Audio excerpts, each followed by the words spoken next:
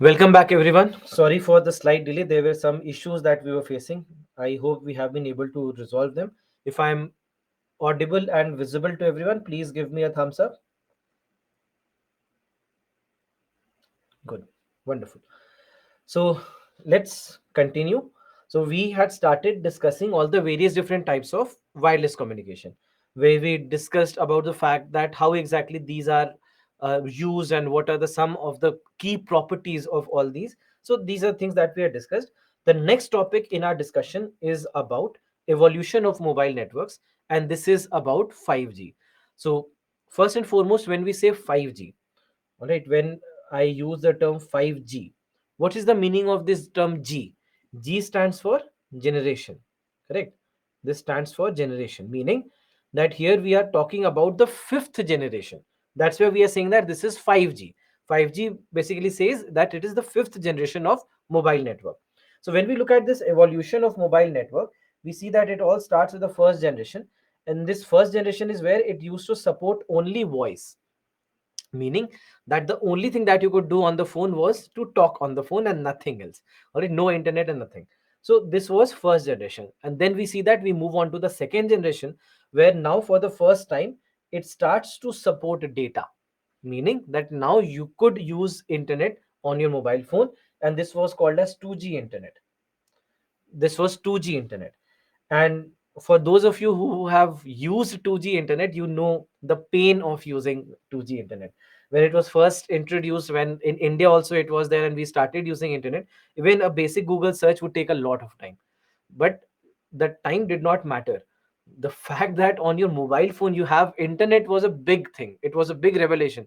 And that's why, even though, I mean, if you just have to do a simple Google search also, you just type out the things, press enter, go have your lunch, come back, and by that time the search would have completed.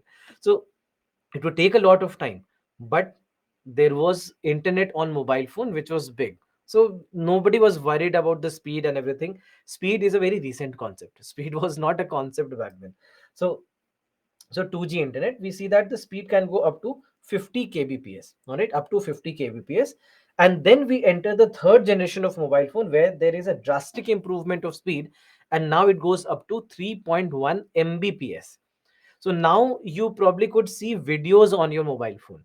This is a big change from where we were until 2G internet. And again, obviously supports both voice and data. Then we enter the fourth generation. Right now, a majority part of the world is still in the fourth generation. So here also in India also, we now know, although that 5G has been introduced, but again we see that the number of people using 4G is much higher as compared to the number of people using 5G. So with 4G, the speeds go up to 100 Mbps. So with 100 Mbps now, live streaming of videos would be possible, that you could watch matches live, and you could watch these lectures live. So now all these became possible with the advent of 4G internet. Now in 4G, there is one more remarkable change that we see. There are two aspects of 4G. There was the first one which was called as LTE, and then later on it changed to something called as VoLTE. All right. So started with LTE and then VoLTE. Now LTE stands for long term evolution. LTE stands for long term evolution, whereas VoLTE stands for voice over long term evolution. So this is what LTE and VoLTE are. Now until LTE, which was the first part of 4G, let's say after the first part of the 4G, where we see that you could either use internet on the mobile phone or you could talk on the phone. And if you're talking to somebody on the phone, that would mean that you can't use internet. All right, you can't use internet if you're talking on the phone. So this is basically what we see. This is what we see in the first part of 4G, when 4G was introduced. And then in the second half of 4G is where we see that you can now use both at the same time. Earlier what would happen is that whether it is 2G or even 3G internet or up to 4G LTE internet, if you are talking on the phone, internet would be blocked. It's not that internet would block the voice. It's not that if you're using internet you can't receive or dial the numbers. You can, but if you're talking on the phone, internet would be blocked.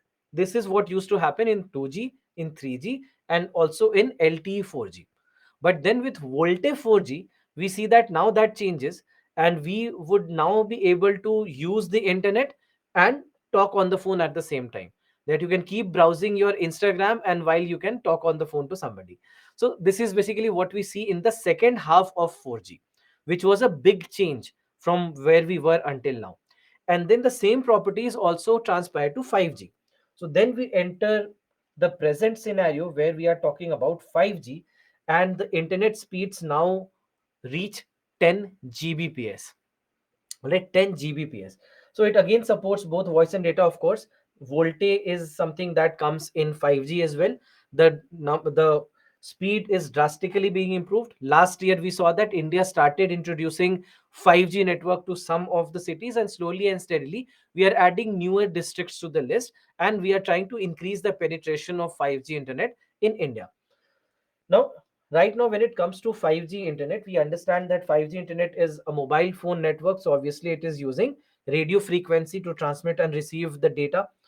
And gradually, we see that the 5G connectivity, the 5G penetration in India and the world has been increasing. And we'll see that by maybe next year or 2025, the number of these devices will keep on increasing.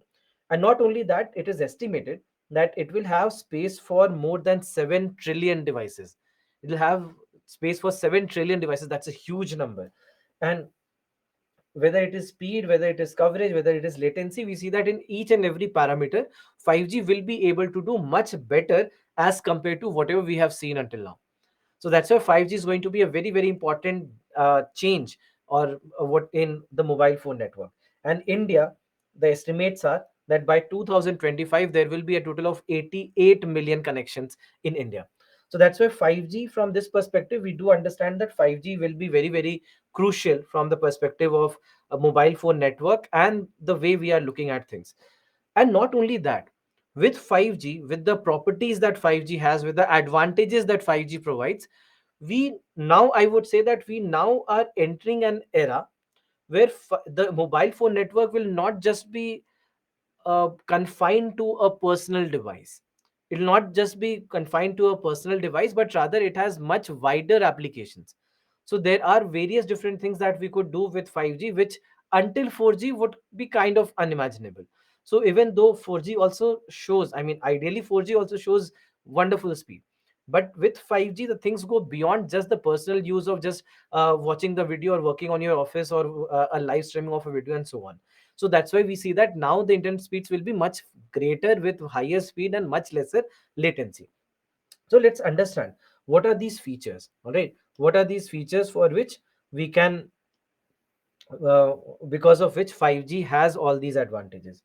So in case of 5G, first and foremost, what we see is that how the connections are, that there are two types of cell towers, that there will be all these big cell towers which are also connected to the small cell towers. All right, so we have 5G small cell, and we have 5G narrow band, which is the big cell tower, just like how we have for 3G and 4G as well. Now overall, when it comes to this, why that figure I was showing you is, when we look at the features, when we look at the features of 5G, first and foremost, we see that there are higher frequency bands that it would be able to use. So, for example, if you see, starting right from a small, very low frequency going up to high frequency, we are able to use broader spectrum. We are able to use broader spectrum and higher amount of frequency.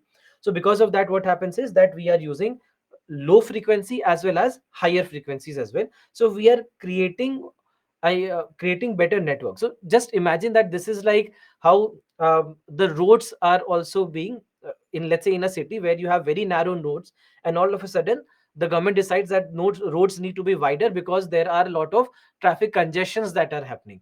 So for that, the roads will be now wider, and when the roads are wider, the traffic movement will be easier. So something similar is happening here, that until 4G there is a narrower band that we are using. With 5G we are increasing that bandwidth, And that's why more frequencies would mean that more communication, better communication without any congestion can happen. So that is what we'll have here. So for higher frequency bands, including millimeter wave frequencies, which allow faster data transfer speeds. And these frequencies have a shorter range than lower frequency bands and are more easily blocked by obstacles. So that's why there are a large number of small cell towers which are also placed in close proximity to each other. So understand what exactly we mean. Let me just go back to this figure. So what we basically see until 4G, I'm very sure you have seen that there are mobile phone networks here and there, maybe every 1 kilometer, maybe 500-700 meters, there will be one large cell tower, correct? I'm sure you have seen it. With 5G, only that cell tower is not enough. All right, just understand this, and these are concepts which we have seen. Let me just revisit few of the basics. High frequency means high energy, right? High energy. And short wave, remember we discussed this. Now let's see what is happening with up to 4G. Why this one big tower is enough is because we are not using higher frequencies. All right, we are not using higher frequencies. So because higher frequencies are not being used, it means that lower frequencies are being used, longer wavelengths are being used, which can travel longer. So that's why one cell tower placed in 1 kilometer radius probably will be able to do the job. Now with 5G, we are increasing that spectrum, right? We are increasing this spectrum. Increasing the spectrum means that now we are even also trying to accommodate higher frequency. Now higher frequency cannot travel long distance. So that's why you will have to have a large number of small cell towers. A large number of small cell towers will be required so that they can keep on transmitting energy, they can keep on relaying that energy to the required locations and provide that better connectivity altogether. So that is basically what it is talking about, that what we see is that overall, whenever the range is high, whenever the range is small, whenever the range is small, you'll have to use more number of towers. So here we see that we are also using those frequencies that have lower range, and because they have lower range, you need to have more number of cell towers. All right, so I'm just writing it out here. With 5G,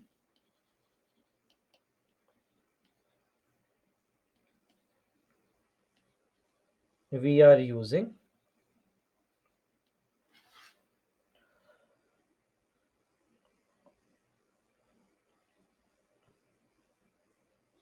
more frequencies, so higher bandwidth, basically higher bandwidth,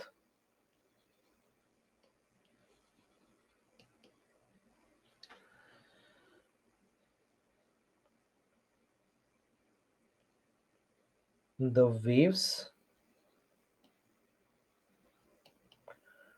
with shorter range are also being used. All right, this means we need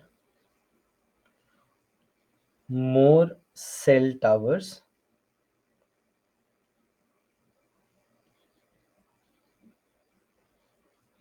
Now these cell towers, these are called as 5G small cell. All right, so I'm just writing in brackets 5G small cell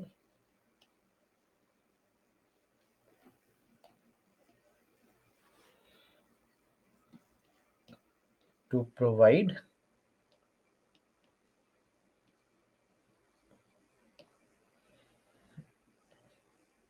better connectivity, better connectivity and higher range. All right, so this is basically what happens. So that's why number of small cell towers will increase in this particular scenario. So that is what we'll be trying to do. and that is how we'll be also trying to enhance the speed by providing more network cell towers each and every part. So that's why network density will be very high. Then after that, the second concept is of MIMO, which we discussed, that multiple input and multiple outputs will be provided at the same time, so that we see that transmission and reception of the antennas can of the information can happen very quickly. Again, let me take the same road example. That once what we did is that we widened the road. Now what we see is that only widening the road is not important. We'll have to have two sides. Let's have a divider for movement of traffic from let's say from this side to that side, and also from that side to this side. So in this manner, what we are doing is that we are allowing both the kinds of transmission to happen at the same time. So in that case, we see that the signal strength starts to increase and it reduces interference. Correct. Let's say if there was only one road and traffic movement is happening from both the sides, then obviously it will lead to some complications in the movement of traffic. But when we have kept a divider in between, and we very easily let this traffic movement happen from this side to that side, it becomes easier. So something similar is what we are trying to do with massive MIMO, and that's why it will reduce the interference in the network. So that's why this is also one of the key things. Then after that, network slicing. So network slicing is the third such feature that is adding to 5G. Now, what network slicing means is that we are basically keeping one part of the network for one kind of job. So, for example, let's say 5G is supposed to be used, let's say, for your mobile phones, but it is also to be to be used for Internet of Things, maybe for healthcare facilities, maybe for agriculture, maybe for radio communication. So, there are so many things for which we can make the use of this 5G network. Now, each and every one of them will be given their own compartments. That mobile networks, this part of frequency, agricultural applications, this part of frequency, Internet of Things, this part of frequency, and so on. This is called as network slicing. If you see this, that what we are doing is that for smartphones we are keeping different frequencies, for automotives different frequencies, for IoT devices different frequencies. So in this manner, the different slices of network are being provided, and that's why it is called as network slicing. This phenomena is called as network slicing. So that's why with network slicing, what we see is that we would divide the network into virtual slices, and that's why we see that this is something that will give us better flexibility and efficiency in managing the network resources. So that's why we can, obviously there will be better movement of traffic now, because everything has been compartmentalized, and that's why mobile phones will not interact with IoT devices and so on. So that's why in that case, the network coverage or network experience, or user experience rather, will also be much better, and will be able to manage the network resources very efficiently. Then after that, we have edge computing. Now, edge computing also adds to the value of the 5G network. Now, with edge computing, what we basically see is that we are able to reduce the latency and improve the application performance. Now, understand what we mean by edge computing. In case of edge computing, what we see is that the central server, which is providing all the network, which is providing all the frequencies, will be connected to a lot of local networks. So all these local networks, they basically have a copy of all these frequencies that are supposed to be used. And then finally, we see that there will be a lot of devices that will be connected to this kind of a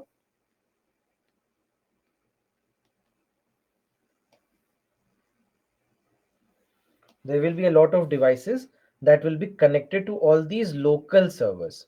All right. So let's say each one of them are connected to n number of devices like this. So what happens is that one local server is dealing with only a certain number of devices. Instead of that, let's say only this one central server was connected to all the devices together, then it will be very difficult to manage the entire system, right? It will be very difficult to manage the entire system. That's why edge computing helps. So how does the government work? There's a prime minister, and then there are various ministers for various different sectors, for various different works, and they would do their own job so that they can cater to the needs of a section of the people. Let's say everything was being done only by one person, that is the chief minister or the prime minister of the country, it would be very difficult for that person to handle everything.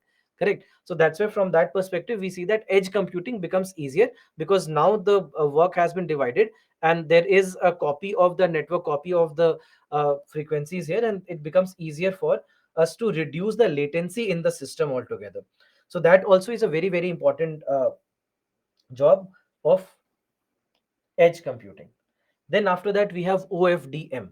Now in case of OFDM, it's very similar to what we discussed in Wi-Fi 6, where we discussed about OFDMA. So OFDMA or and OFDM, practically speaking, I can say that these are almost the same things, just that there are slight differences in the way OFDMA, we see that, can provide some things which are better as compared to OFDM. But still OFDM is a phenomena which helps a lot in improving any kind of digital communication, that we see that it will be able to increase the efficiency and the reliability. Something similar we had discussed in case of OFDMA as well, that it will be able to improve upon the efficiency. And because of a better efficiency, we see that we'll be able to we'll be able to divide the network into various different categories, and we'll be able to efficiency use that network. So in that case it will improve upon the efficiency, and hence it will also help us in reducing the latency of the network also. So transmission can happen simultaneously across different species frequencies. This is what we had seen there, that one packet of data was just carrying one kind of information. So instead of that, we want that one packet of data to carry multiple parts of information. So that is also helping in 5G network.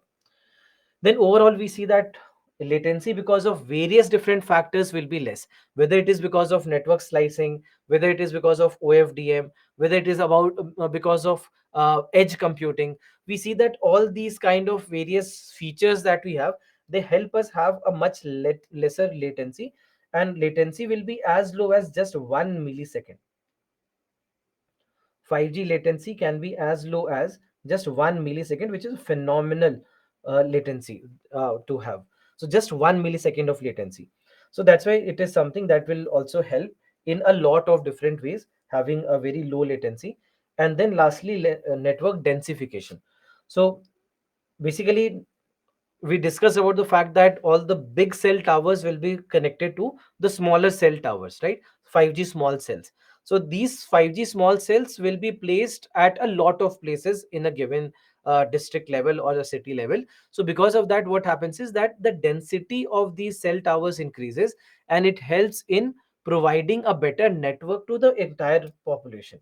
So that's why it increases the capacity of the network, because there are so many cell towers that are placed from place to place. So that's why the number of devices that can connect there will be also very high, and hence overall the network capacity will be much better as compared to if, let's say, there were only one big tower for 1 kilometer radius.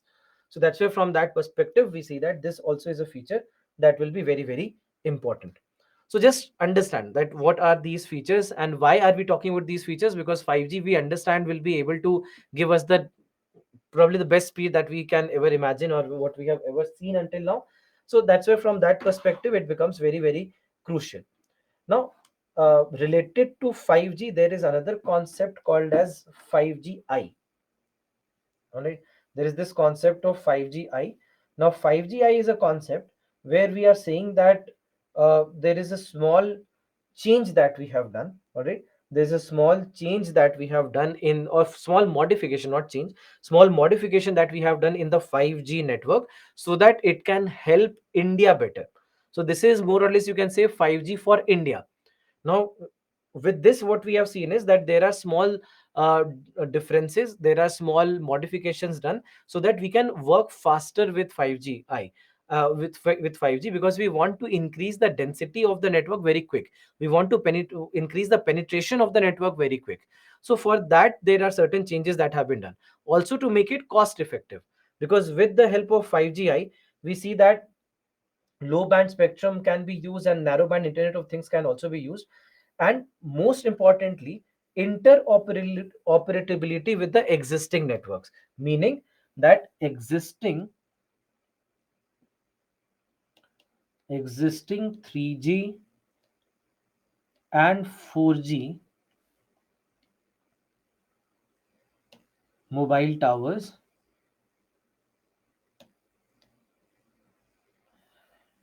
can be utilized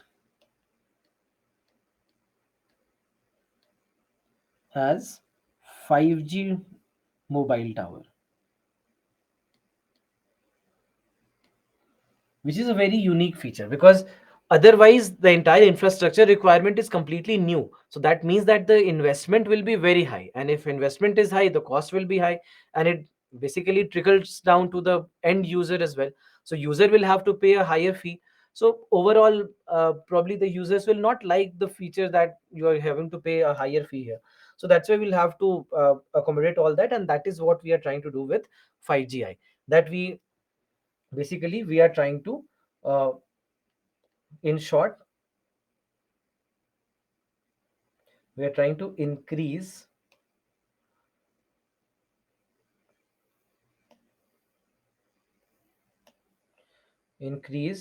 network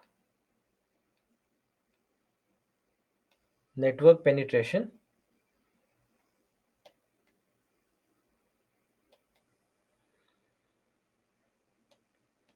in a cost effective manner,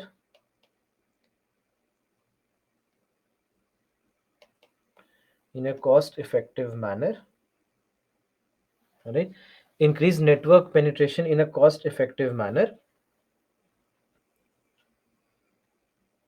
with the existing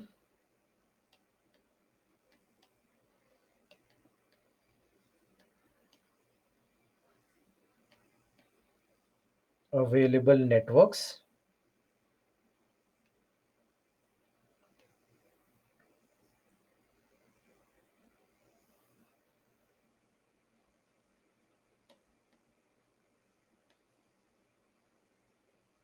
at a faster rate. So this is what we are doing with 5Gi, and this is a concept that basically the students of IIT Chennai, they had started working on, and they were the ones who had proposed this idea to the government of India, that this is how we actually can work with, we can modify the networks in a manner that it could help India better, instead of just using the standard 5G that is available everywhere. So that's why we see that this was then seen as a good idea by the government of India, and they said that we'll start adopting this 5Gi instead of the standard 5G. So that's why 5Gi, just keep a notice of 5Gi whenever you see this in the newspapers or any article. So what are the advantages? Faster data speed, it can go up to 10 Gbps. Ultra low latency, just about 1 millimeter. Connectivity for internet of things, tele-education, agriculture, manufacturing, telemedicine, smart cities, traffic management, and ultimately increasing India's GDP and digitization of the economy. In all these cases, we see that 5G will be much usable now, because it will open a wide variety of things and sectors that until now with mobile phone networks was not possible. So that's why we see that it will play a very important role here. But then there are certain issues as well that we still have. For example, the initial cost requirement is high with 5G network. This is one problem, that the investment requirement is high. It also leads to higher cost of using 5G for the end user, and because and even the spectrum is expensive. Spectrum is expensive because you are using more frequencies now, right? So it's just like buying a piece of land, that instead of, let's say, if you're buying 1000 square feet and you go on to buy 2000 square feet, obviously you'll pay much more for 2000 square feet for than for 1000 square feet. So same is happening here, that the frequencies are wider, so because of that frequencies are also more expensive.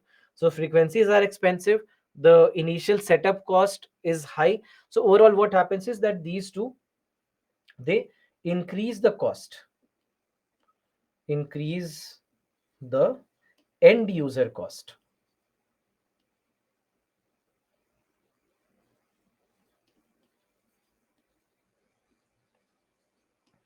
end user cost of using 5G. So this is basically what we see here. And then the issue of compatibility of old devices, that older devices, especially let's say if you consider India, most of the devices before 2021, they were not 5G enabled, and especially in the lower segment of prices, they were not 5G enabled. 2021 onwards, we saw that newer devices with 5G functionality, they started to also come into the Indian market. So then the older devices, they cannot support 5G. I mean, for example, my mobile phone, it does not support 5G yet. So if now what happens is, for people like me, let's say, if I have to switch to 5G, my phone cannot switch to 5G. Then in that case, what do I do? I have to go and buy a new phone. I'll have to buy a new phone. So anyone who really wants to use a 5G network, they'll have to start buying, looking for newer phones. And then what happens is that it increases the problem of e-waste, that is electronic waste, because more electronic devices means more electronic waste, and hence we have to better manage all these electronic waste. So now what happens is that because of these two problems, first, that the price of 5G is high, and secondly, that all not all the devices are compatible. We see that 5G hasn't been growing in a pace that we wanted it to, what we expected out of 5G. The pace at which we expected the growth to happen, the growth hasn't been happening at that pace. Because even with 4G, another logic here is that even with 4G, it's not that the speed is bad, correct? 4G speeds are not bad. So, and for a lot of personal things, we see that 4G is good enough, correct? 4G is fine enough. So, because for example, I mean, personally, if somebody asks me, I would say that 4G for me works well.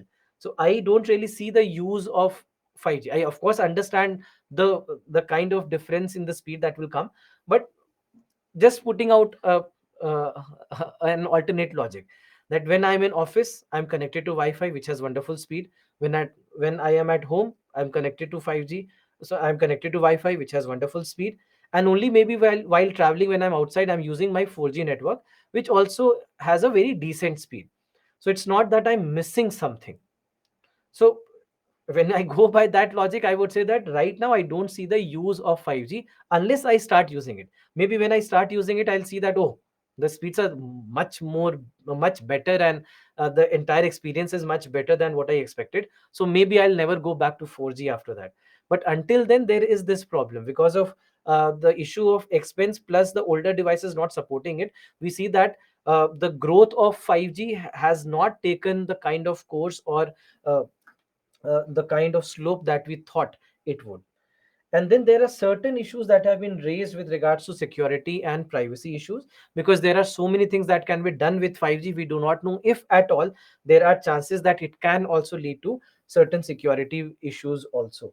So there are all these problems, there are all these issues that we understand, and these are some of the disadvantages that we have, this or limitations more than disadvantages. Let me say that these are limitations right now, some of these limitations that we need to take care of, right? Some of these limitations that we take care of from the perspective of increasing the uh, usage of 5G. Read this question. This was asked in your paper in 2019 paper, I think. Just read this question and I'll launch the poll for you.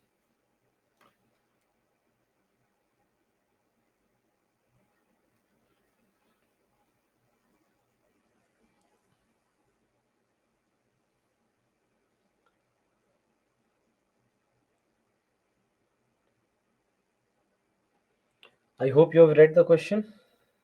I'm launching the poll.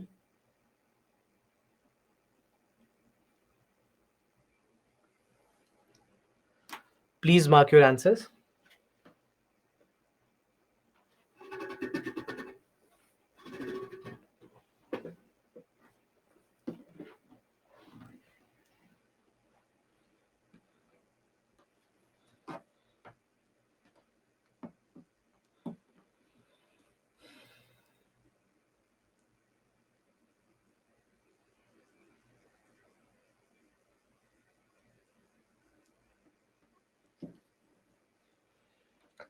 All right. So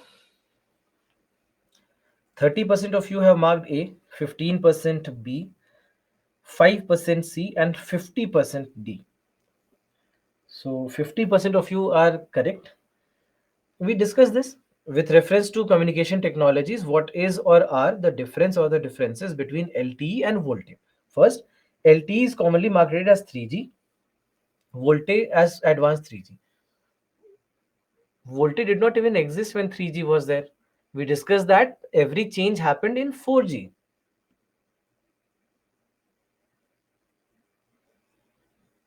Sorry, yeah. Every change happened in 4G. During the time of 3G, you did not have VoLTE at all. VoLTE was introduced in 4G time. So that's why that's why it has nothing to do with 3G. Nothing to do with 3G. So that's why this is wrong. Second is LTE is data only technology and VoLTE is voice only technology. It's not voice only, or it is not data only. What I said about LTE was that during the time of LTE, you could either talk on the phone or use the internet, and not do both at the same time. If you are talking on the phone, internet wouldn't connect. This is what LTE was. And with 4G, with VoLTE, we see that both actually can be used at the same time. Correct. So that's why even this is wrong. It's not data only and voice only. It's first where the data would voice would be prioritized, and second where both would have an equal priority. So that's the basic difference between them. So that's why both these statements are wrong. So neither one nor two. Now I also understand that many times this is one problem, that when you have two statements given and none of the statements are correct, it plays with our confidence. We humans by very nature are very optimistic, and we think that at least one of the statements should be correct, and that is why our brain does not even try to think that there is a chance that all the statements given here are correct. If it was all right, you would probably prefer that, but all wrong, you probably your brain does not think of it. And unfortunately, many a times this happens, that just because we are so positive as species, that this is something that we can't accept that all these statements are wrong. But this is what this examination is about, that you always have to look at a question on its merit, forgetting about each and every other piece of information that you can think of. Just read the statement, see whether it's correct or not. If it's correct, great. If it's not, mark it as wrong. Read the next statement, the same exercise, move forward. So you'll have to start doing this, start making this as a part of your habit.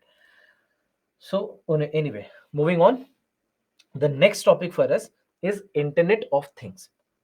Now, to understand what Internet of Things is, let me just directly start with a question that UPSC had asked. Read this question.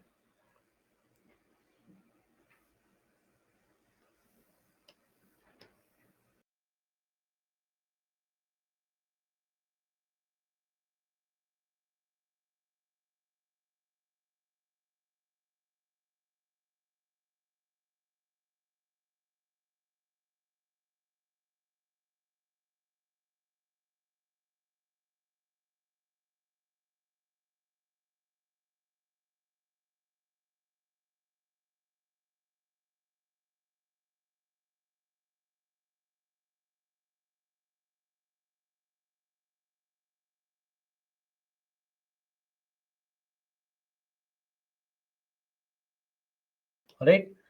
I hope you have read the question. Everyone, read the question? Hmm. Okay. I'll not ask you what the answer is. I'm sure that if I launch the poll, okay, let me do this experiment. I'm giving you just 10 seconds. Can you mark the correct answer here? Please mark the correct answer. What do you think is the correct answer in this question?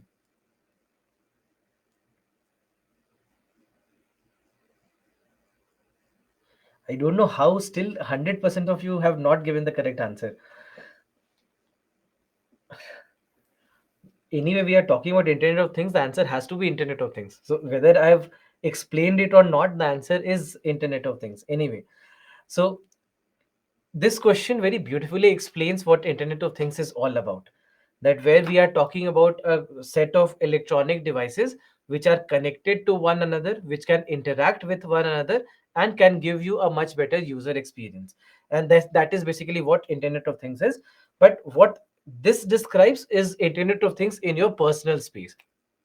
But the use of Internet of Things is not only in the personal space, but we see that there are a lot of sectors that will benefit from the concept of Internet of Things. Now, what we mean by Internet of Things, just try to understand this, that when we say Internet of Things, this is a term that was given by Kevin Ashton back in 1999, when there was no even not even a network that could really do the kind of job that 5G networks or Wi-Fi networks can do today. So here we are basically talking about internet, or basically a network or internetwork of things. So things basically is nothing but all the electronic devices. So simply put, we can say that things are nothing but the electronic devices. So these electronic devices, they basically are connected to one another, and they are connected and they are able to interact and solve a problem or do some job for us. So that becomes Internet of Things.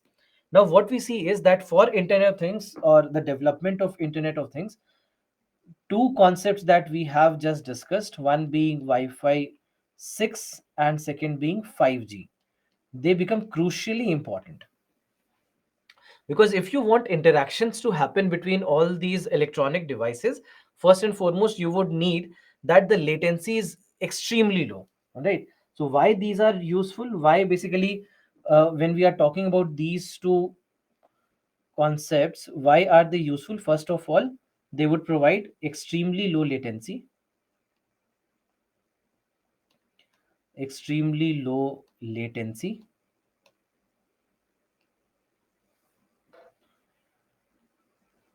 very high speed,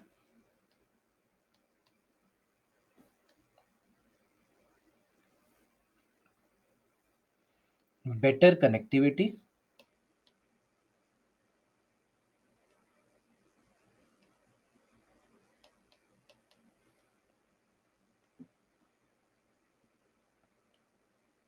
and capacity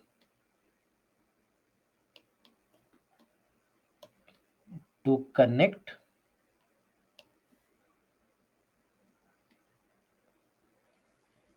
more number of devices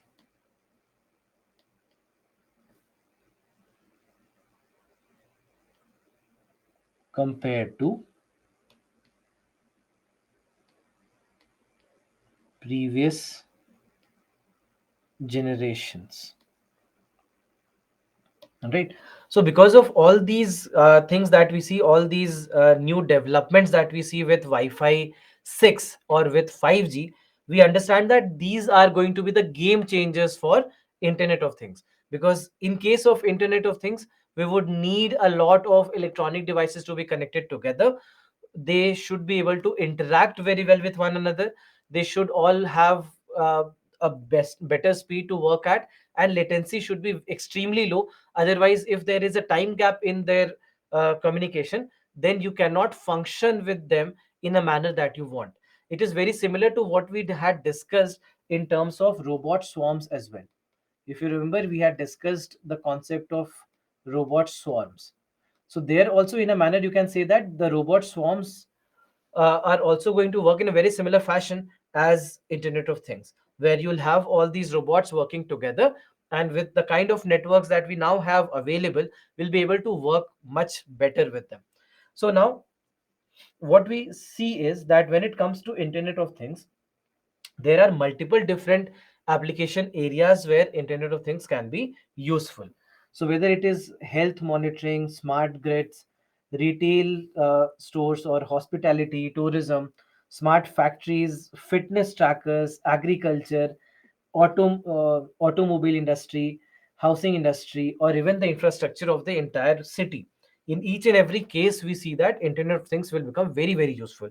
Because in all these cases, we basically will have all these devices that can contact can be in contact with one another and interact well, communicate well, and pass on the information as and when required.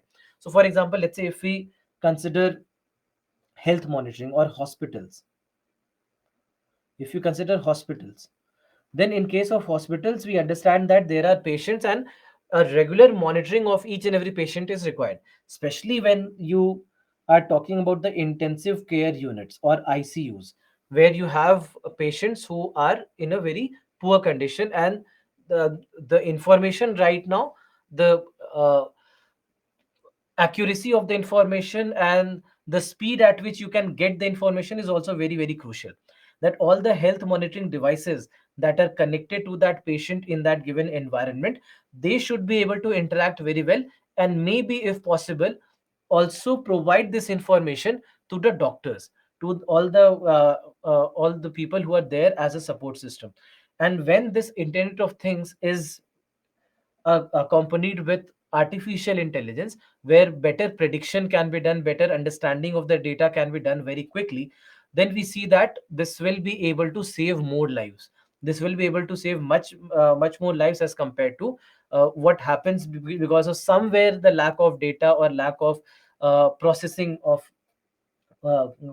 capacity that right now the hospitals have. So that's why from these perspectives we understand that all these devices together, they will become extremely important in this scenario. Similarly, if we are talking about traffic management, then in traffic management also, how the congestions are, where the congestions are, what kind of movement is better suited right now, how fast, what should be the time period of each and every red light versus green light at each and every signal, each and everything can be calculated. And that's why internet of things plus AI in all these cases, internet of things plus artificial intelligence in all these cases, in all these application areas, will do an extremely great job, and we'll see that it will really change many of these sectors forever. So that's why we see that there are a lot of application areas, and it's not just about the personal use, but what the question basically was about. Now, when it comes to India, what we see is that the government already has been working a lot. They have been trying to create better capacity. They are also trying to provide all the support possible, all the support required for something like Internet of Things to grow further. So that's why we see that there are all these kinds of supports, and hence these support will really help in further growth of Internet of Things. So, for example, we see that initial setup that we are looking at is being given up to $15 million. Also, at the initial level, we see that a grant of rupees 18 crores will be given to promote the research and development in this area. Similarly, we see that for the MSME sector, for the small enterprises, up to rupees 6 lakhs per enterprise per annum will be given by the government of India if they are working on technology and innovation that is based upon Internet of Things. Then after that, what we also see is that even in the education sector, it is education also, it is very quickly penetrating through it. So in the BTech courses, MTech courses, and even the people who are doing their PhDs, they are working with Internet of Things a lot more now. And hence we see that it is also a kind of growth that was required, because without academic support, what we discussed in robotics, without academic support, any new technology can't grow in the country. You'll always have to depend upon foreign expertise if this kind of academic support mechanism does not exist. So that's why, to develop these concepts better, to start using this concept better, to gain that expertise in the field, you need to provide that academic background. And this is also something that we are looking at when it comes to these kind of situations. Then after that, it will also be made a part of the Digital India mission. In the National Digital Communications Policy also, we see that Internet of Things or machine to machine learning, 5G technology, all these things are also being included. So we see that there are all these steps, small steps although, but all these steps are being taken. In 2018, the first Internet of Things based airport was inaugurated in Sikkim. And this airport basically, the IoT system that was actually placed here is basically something to act as an early warning system, as an early warning system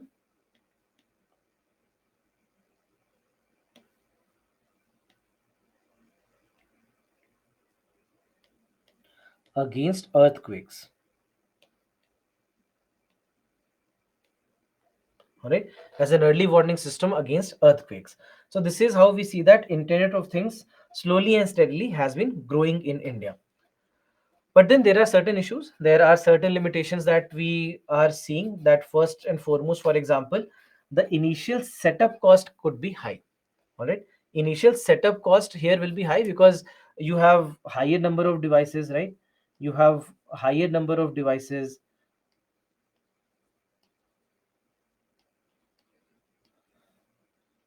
with better sensors, etc.,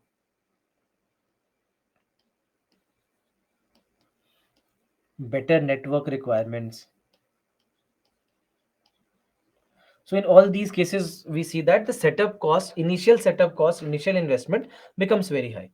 Then internet connectivity and safety issues. We also have to understand this as well. That we see that right now, with the current condition, we still have to make certain adjustments, make certain improvements happen so that we actually can take care of these problems.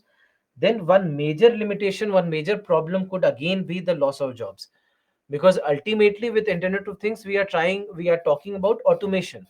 We are talking about automation in the industries or anywhere. So obviously a lot of people might lose their jobs because of internet of things. So that's one very big problem that we need to address before we start to actually embrace internet of things in a manner very aggressively, that people are losing jobs and we did not really think about this. So that's why really this is something which is required. Then there is concern regarding digital surveillance. Now, with internet of things, we know that all these devices are connected to the internet all the time, and all these devices belong to different companies. And what may so happen, and what has been already happening probably with your mobile phone, is that the companies might misuse your data. What time do you wake up? What kind of services are you using more in that device? When do you use it more? What are the basic things without which you can't really think of these devices? So each and everything, your daily routine, uh, uh, your usage of these devices, your pattern of everything that you're doing, so each and everything can be tracked. And if they want, they can use it. So it's a kind of digital surveillance, something that already the mobile phone companies and many of the apps are already accused of. So with internet of things, we'll see that these kind of issues will increase further, right? These kind of issues will increase further, so that's not a good idea altogether. Then the reliability of the sensors, because you want all these electronic devices to interact with one another in a physical sense as well. So what happens is, because they will be working in a close proximity to each other, unless they can pass on the information very well, the sensors are sensitive, they are highly accurate. Until then, you cannot really do this. Then power consumption can be a problem, because there are so many electronic devices that will be connected, and obviously each and every electronic device needs some kind of power source, needs some energy to run with. So obviously the power consumption will also start to rise. Then one major problem also could be compatibility, that many of these devices, because these are early days for internet of things, many of these devices will be would have been manufactured in different countries, and maybe the rules and regulations of each and every country is a little different, because of which the interaction is not the ideal interaction that we might have expected. So that also can create a problem. And then lastly, the lack of skilled resources to maintain and run such systems. That because it's a new field, it's a growing field, we do not really have a lot of expertise. There are few people who obviously have that expertise, but we need much more. We need a better human capital to know which knows how to use this internet of things. So that's why until that, we may not be able to increase our capacity. So this is the question that was asked in your paper in 2018. When the alarm of your smartphone rings in the morning, you wake up and tap it to stop the alarm, which causes your geyser to be switched on automatically. The smart mirror in your bathroom shows the day's weather and also indicates the level of water in your overhead tank. After you take some groceries from your refrigerator for making breakfast, it recognizes the shortage of stock in it and places an order for the supply of fresh grocery items. When you step out of your house and lock all the doors, lights, fans, geysers, and AC machines get switched off automatically. On your way to office, your car warns you about traffic congestion ahead. and suggests an alternate route. And if you are late for a meeting, it sends a message to your office accordingly. So, in the context of emerging communication technologies, which of the following terms best applies to the scenario? And this is Internet of Things.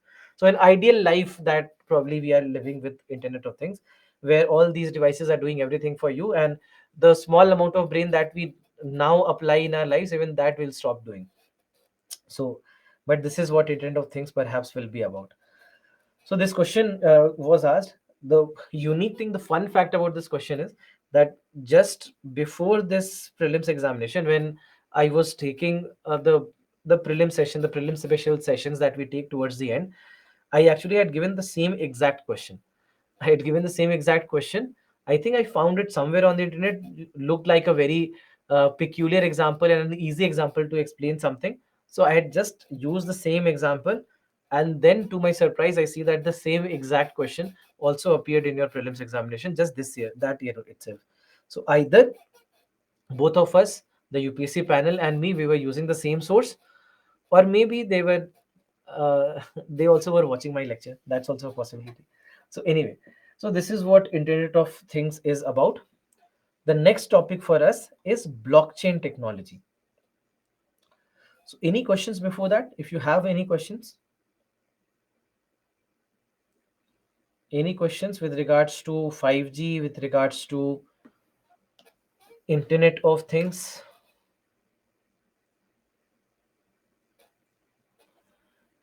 We have normal Wi-Fi and fiber net. What's the difference between the two? So see, fiber net is a network which is being provided by some network company, all right, where through the help of optical fiber cables, the internet connection will reach your home. But then this fiber connection, which the optical fiber cable will be connected to a device, and that device will start relaying that internet that will start transmitting that information. That is the Wi-Fi device. So Wi-Fi is not, let's say, a network in itself, but rather something that helps in further propagation of the network. Correct.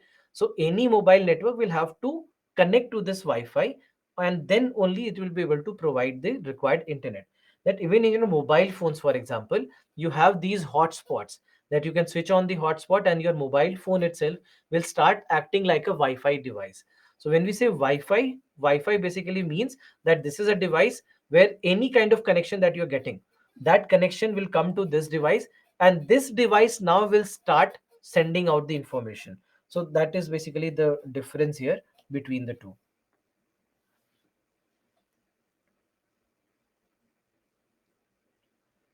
The difference between 5G and 5Gi. So difference between 5G and 5Gi is that in the standard 5G, we are basically looking at a completely new infrastructure altogether. All right, completely new infrastructure where small cell towers have to be placed, the bigger cell towers have to be placed, and in that case, the overall spending that we have to do, overall investment that we have to do, is much higher. In case of 5Gi, we are modifying our network requirements in a manner that the existing networks that India has, the existing 3G and 4G networks that we have, those cell towers can be used as the cell tower for 5G. In that sense, we'll be able to reduce our overall investment, and in a cost effective manner, with lesser effort, we'll be able to increase our capacity of 5G. So that's the basic modification that we have done. We just want to use the existing infrastructure, the existing network, the existing cell towers for 5G network. The difference between 5G and Wi-Fi 5. See, the very first difference between the two is that 5G will be provided by the mobile phone network, and that's why it will be a part of your mobile phone communication. Whereas in case of Wi-Fi in general, Wi-Fi is not a part of mobile phone communication. It is an extra, or you can say additional uh, data only requirements that are being fulfilled with the help of Wi-Fi. And this Wi-Fi basically is more of a device. It's more about the device that is able to uh, send the network, which is able to provide you the required internet, provide you the entire required data speeds Whereas obviously in case of 5G, that's not the case, where you have both voice and data both working. So now, uh, technically, I mean, let's say from example of latency. So latency in Wi-Fi 5 is higher, all right? So that's why the delay in the network with Wi-Fi 5 will be higher than 5G. Speed wise, Wi-Fi 5 is better than 5G. It is providing much better speed. Connectivity wise, Wi-Fi will be better because it's just a mobile network that 5G is. So from that perspective, we see that there are all these differences that we have between 5G and 5GI. And just remember that when it comes to 5GI, it is something that has been basically done by India for India. It is more for how India wants to use it, by with little requirement of the standard operability that 5G has. Now, because of this, what we also see is that there are some of the issues also that have been raised, that may be because of this modification that we are doing. Many of the devices, many of the 5G devices or the mobile phones, they have been manufactured somewhere else in the world, where they would have used just some kind of standard network for 5G. All right. So now in this case, what we see is that uh, uh, overall what then happens is that there are chances that many of these will not be compatible. All right, there are chances that many of these will not be compatible, and there are chances that it would play with the compatibility of the devices as well. So that's why we see that there are all these issues that we might actually have.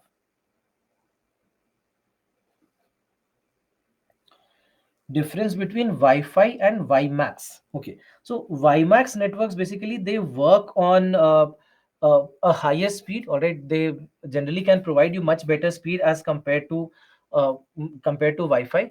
Secondly, WiMAX also uses microwaves. Generally speaking, Wi-Fi uses radio waves, but in case of WiMAX, we see that we actually also are trying to use uh, microwaves. The advantage that we have in case of microwaves is that microwaves, because it has higher energy, we see that in a short span of time or a short area, they'll be able to provide a better network speed. They'll be able to provide altogether a better speed. So any kind of network actually can connect to WiMAX, and then WiMAX can provide it to the various different types of sources. So it could be a point to point source as well. It could be a source in a given building, or let's say in a LAN kind of a network. So we see that there are all these cases. We see that WiMAX actually was being proposed almost perhaps 10 years back. We saw that this was a very important development that has started happening in the world. So largely, just one simple thing, just remember this, that when we are talking about WiMAX, we are talking about also the use of microwaves and not just the radio waves, which is the case for any normal Wi-Fi.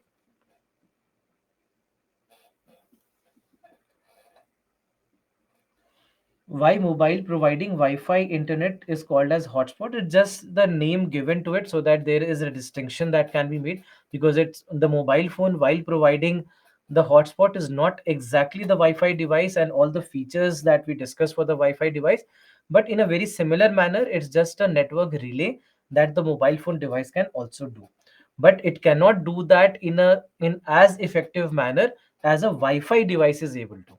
So that's why there we see that it's not exactly the same.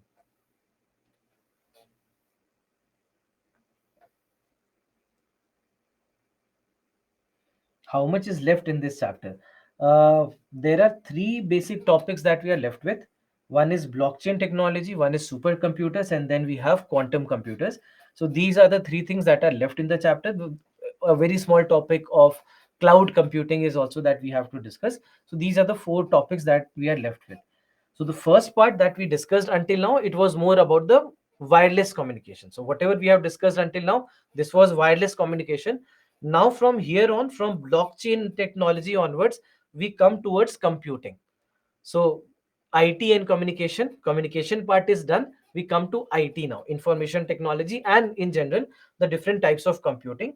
So there we have blockchain technology, then we have supercomputers, we have cloud computing, and then lastly, we have uh, uh, your quantum computer. So these are the four topics that we have from the part of IT, from the part of computing. So the first topic here is blockchain. Now, when it comes to these networks, so okay, just before blockchain, let me just first cover a small topic of cloud computing, and let's take a small break then, and then after that let's come back to some of these topics. So cloud computing. Now cloud computing, just understand what cloud computing is.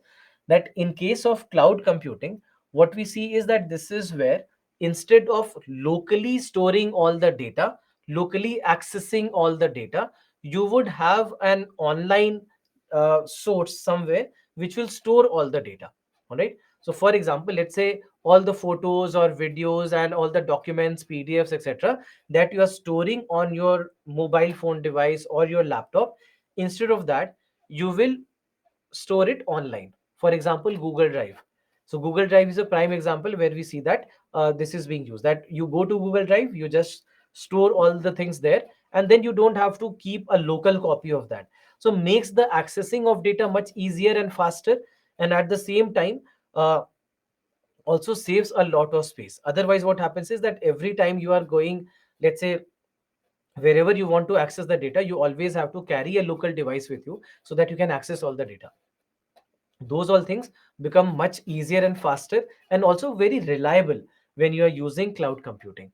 Because then in case of cloud computing, we'll see that cloud computing will make the things much easier for this. So that's why cost wise we see that there will be a benefit, performance wise there will be benefit, better security can be provided, you can actually protect it via passwords if you want. So that's why you can keep it very secured, which is not the case with the local devices. So that also becomes one of the challenges.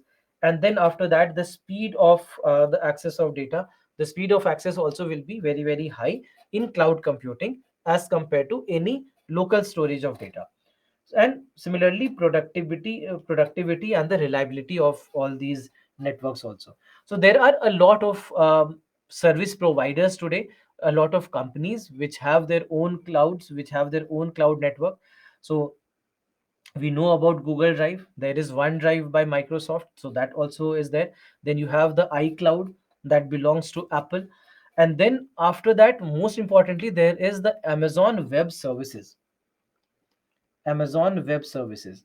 And this Amazon Web Services basically is probably the biggest of the cloud computing networks that exist in this world. Most of you will see that wherever cloud computing networks are being used, they actually are, in most of the cases they are using uh, Amazon Web Services. So much so that Amazon Web Services, the amount of revenue that Amazon Web Services generates is more than whatever Amazon does. I mean, even compared to its online shopping or the e-commerce which Amazon is most famous for, compared to that, the Amazon Web Services actually can generate a lot more revenue. So that's why we see that Amazon Web Services, the cloud service that Amazon provides, is actually very big, and it actually does a lot of business for Amazon.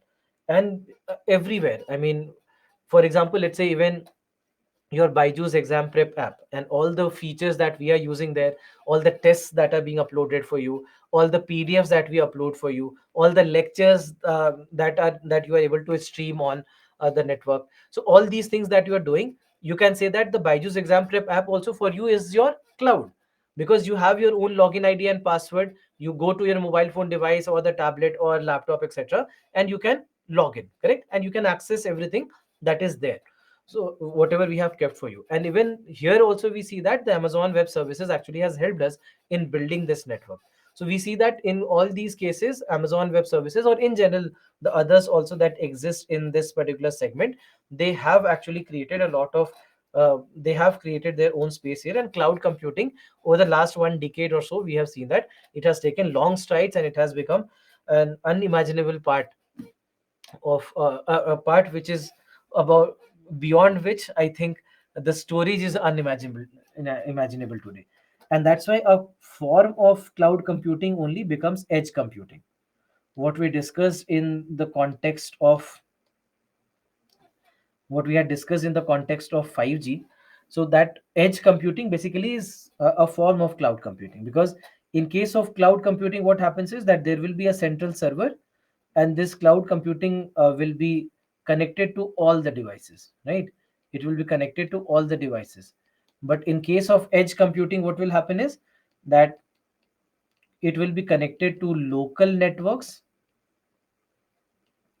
It will be connected to local networks, and those local networks will be connected to all the devices, right? The local networks will be connected to all the devices.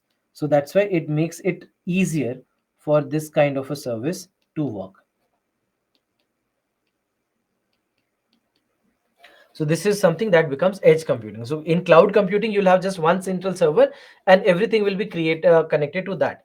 And in edge computing, the central server will be connected to the local servers, and these local servers will be connected to the end devices.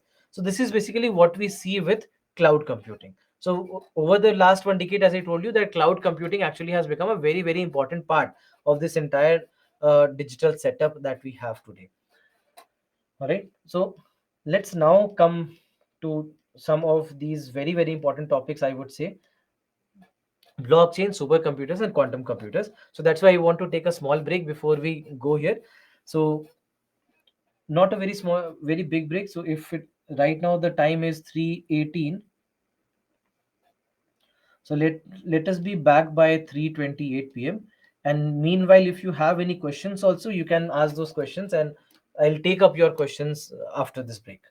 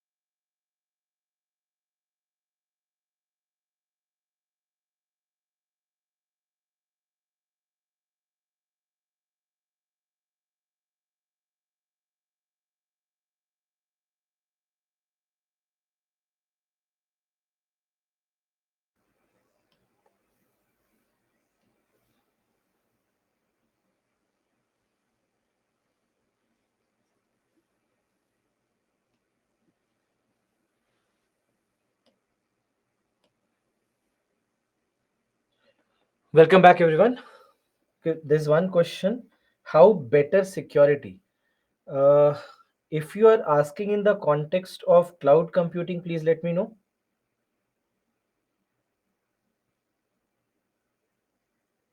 Better security in what context? Okay, so in terms of cloud computing, terms of cloud computing, see what happens is that cloud computing gives you a couple of things that are stand out with regards to any local storage of data. First and foremost, security from any kind of malicious software, any kind of malware. So the malware attack are far too common and easy when it comes to any normal device like your laptops or computers or mobile phones, etc. Compared to that, malware attack on a cloud computing network is far more difficult because there are a lot of security measures that are kept there. So from that perspective, there we see that it is secured. Plus, apart from that, there is something called as DDoS. All right, DDoS. So distributed denial of service. So this DDoS also helps cloud computing to be safe from any kind of any kind of malicious software or any kind of attack. So from that perspective, also we see that it becomes much more secured as compared to any local storage of data. So overall, that's why, and also there is encryption. There is also encryption. So the data storage that we have, the data is also encrypted. So that's why it's not very easy for the data transmission to happen. So that's why because of all these things, we see that cloud computing actually becomes far more secured as compared to any local storage of data. I hope it's clear. So coming to blockchain. Now, blockchain network, what we see is that last 1 decade, I would say that all of a sudden, blockchain became very, very popular and especially became popular in terms of cryptocurrencies because how cryptocurrencies have used it, and not only used it, but rather we have seen that cryptocurrencies have have been the primary go-to service that has used blockchain technology. And because of blockchain technology, because of cryptocurrencies, we saw that blockchain technology became very famous. Now, blockchain technology in general, blockchain technology in general is a concept which is applied to any kind of service where we want to provide some kind of encryption. All right. When some kind of encryption is something that we want to provide, we see that blockchain technology can be used there. So it's not only about cryptocurrencies, although it has been made popular because of cryptocurrencies, but blockchain technology is not only about cryptocurrencies. It is going to be useful in a lot of different services. So let's try to understand what exactly do we mean by blockchain technology.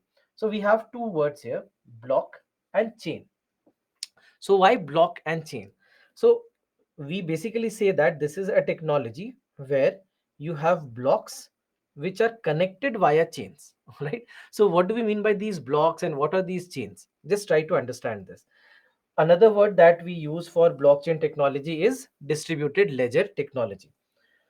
So overall, what we see is that in general, when it comes to blockchain technology, why it has become so popular, so famous, not only because of cryptocurrencies, but in general as well, is mainly because of the fact that it is able to encrypt the data. It is able to secure the data much better than many of or almost all the other encryption methods available out there. Much more secured, highly secured, very transparently stored, cannot be accessed so easily. Nobody knows where the data is. Nobody knows about the anonymity that is maintained. So there are a lot of these features that have been built around this blockchain technology, which makes it so special, that everyone basically loves blockchain technology to be used in whatever they can. So in a typical way, just understand first how exactly blockchain technology works. That if, let's say, cryptocurrencies are being used, all right, you are using cryptocurrencies for blockchain technology. So what happens is that a user would initiate a transaction. User initiates a transaction, then a block that represents that transaction will be created. So this block basically has the information about that transaction. Then this block is broadcasted to all the nodes in the network. What is the meaning? Let me tell you. So nodes are nothing but, you can say, users. All right, these are nothing but the various users who we have in the network.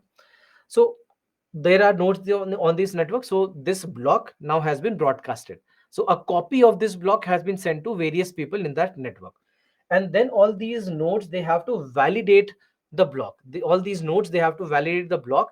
And if the nodes have validated the block, then the block is added to the chain, and hence it becomes a blockchain, a part of the blockchain, and the transaction is completed.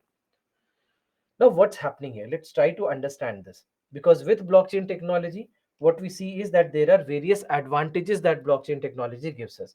How exactly all these advantages come in? Let me just take a blank slide and let me explain you that what exactly are we doing here. So, blockchain technology. First, from the perspective of the blocks itself, that why blocks are such an important part of this blockchain technology.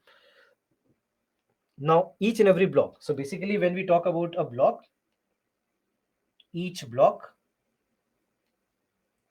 each block represents a digital asset. Each block represents a digital asset. Now this digital asset could be anything. It could be a cryptocurrency. All right, it could be a cryptocurrency. It could be just a PDF and nothing else. It could be a music file. It could be a video file. It could be an image. It could be anything. All right, it could be anything. So anything that has a digital presence, anything that has a digital presence can be called as a digital asset. And for the transactions related to these digital assets, we can make the use of blockchain. All right, so that's why it's not only about cryptocurrencies and the transaction of cryptocurrencies, but even if, let's say, I want to send you notes, all right, I want to send you the PDF of my notes, I can do that with the help of blockchain. I can send you the notes via blockchain, and it will be very secured compared to if I'm just transferring to you on email or WhatsApp or whatever source I'm using. Compared to that, if I was doing the same on blockchain, perhaps this transaction will be very, very secured, much more secured. So, all right, so each block represents a digital asset. All right, so this is what a block is. Then every block, all right, each and every block is encrypted. Every block is individually encrypted.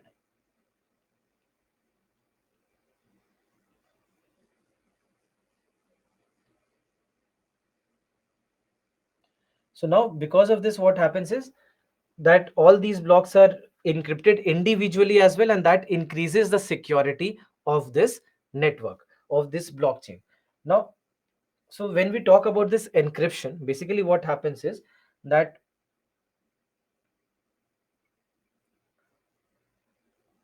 every block, the next property, every block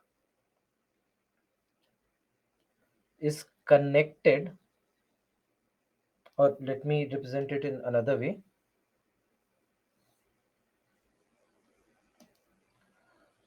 Blocks once added to the network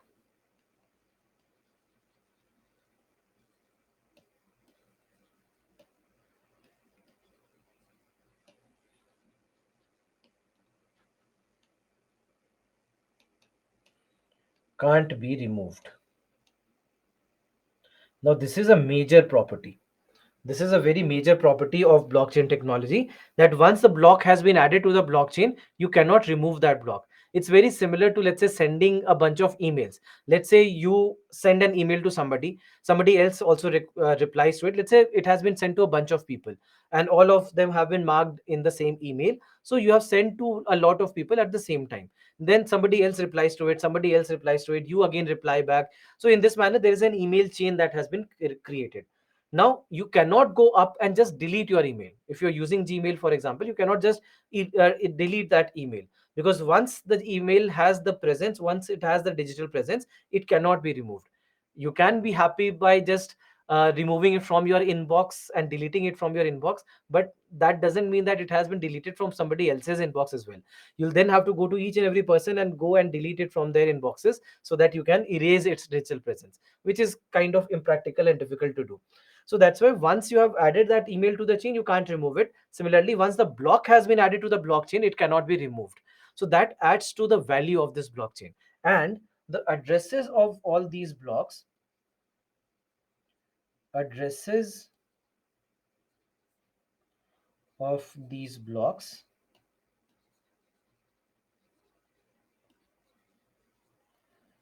are interconnected.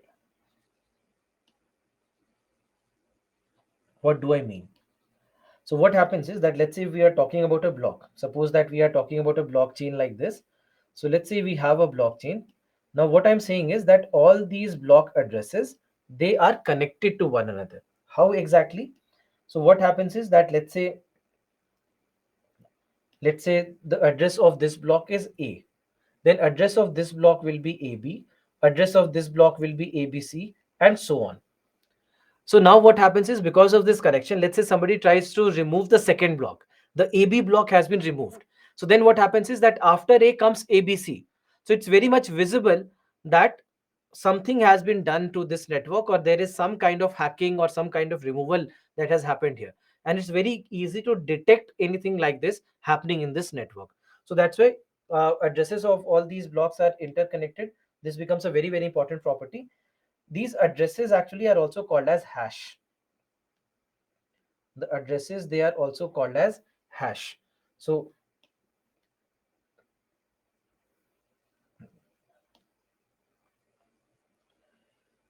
these addresses, they are also called as hash.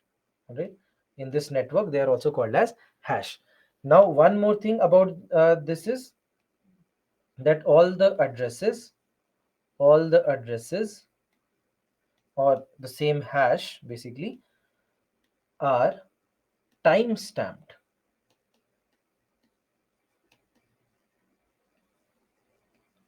Time stamped, meaning when the transaction happened, that also is noted.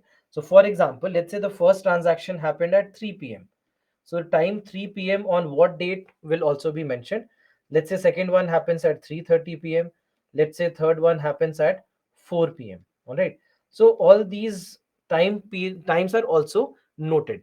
Now, suppose 2 hours later, 6 o'clock, somebody comes and tries to hack into the second system or the second block.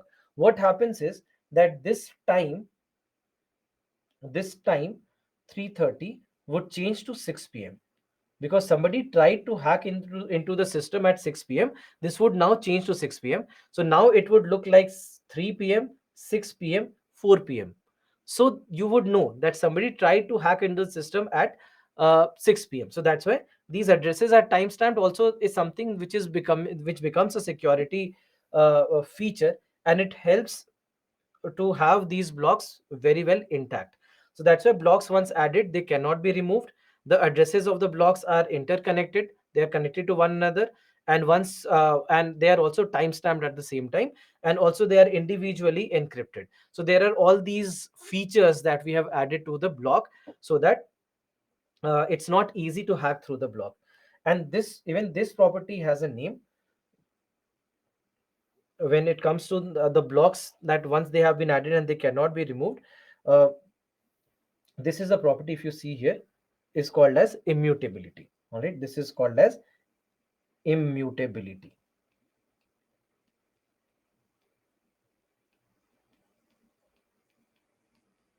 All right, this is called as immutability.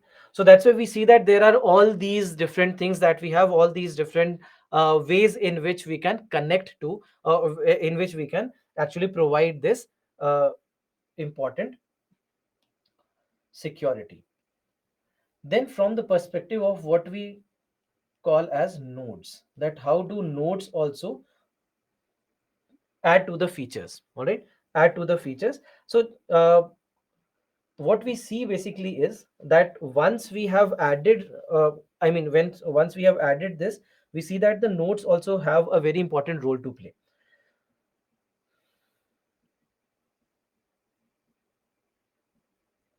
So how exactly that happens? Let's understand this. That first and foremost, who are these nodes? So what we had discussed here is that the block that we have here, the block will be broadcasted to all these nodes, correct? The block will be broadcasted to all these nodes. So who are these nodes? The nodes basically are anonymous users who are present in this network. Just imagine this classroom right now. All right, in this classroom, you are all here present in this classroom. Now I can't see you. All right, I can't see you, and suppose that you are completely anonymous. I don't know your names, I don't know your mobile phones, I don't know your email IDs, I don't know your Aadhaar card number, I don't know anything. All right, but you exist in this network, and you are the ones to validate the transactions. Similarly, let's say you are here to also validate the lecture. For example, let's say later somebody from the operations team will ask you for the feedback to this lecture. So there also you would give a feedback, and that too probably anonymously, where I would never come to know who gave me a good or a bad feedback. I would just know that feedback was given, and this is good and that is bad, and this is where I probably need to improve when I take a class next time. Fine. So something similar, let's say, is happening here as well, that the transactions that are taking place, the transactions are being done, and the validation is being provided by the node, and these nodes are completely anonymous. Nobody knows who those nodes are. You don't know the name of the nodes, you don't know the mobile phone numbers, you do not know the email IDs, you do not know any ID of any identification of those nodes, and they are connected to the network via virtual private networks or VPNs, which also provides an anonymity to their digital presence as well. So you cannot just detect where they are, you cannot find out where they are and who those nodes are. You just know that there are n number of nodes that exist, and only username of that node is known. That's it. You only know the username of that node, and there's nothing else that you know about that node. So now these nodes have an important role to play, that they have to do the validations, and only when the nodes validate the transaction, only then the transaction can go forward. Otherwise the transaction cannot be executed if they have not given in if they have not given their uh, validation, they have not provided their validation to the uh, to this kind of a network. So now what happens is that these nodes, the transaction will come to them, they will verify the transactions, they will validate the transactions, and then when they have validated the transactions, it will go and it will be executed then. Now then, what is this validation? So this validation, does it mean that it's a simple yes or no?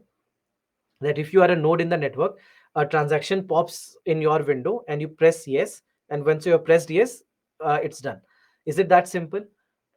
It actually is not, and it can't be, because there are two things. Understand this, that first and foremost, when we are talking about the nodes, understand two problems, or understand two things, that how do they validate,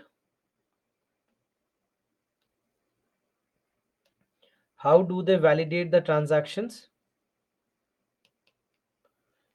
And my second question is more fundamental, why would they?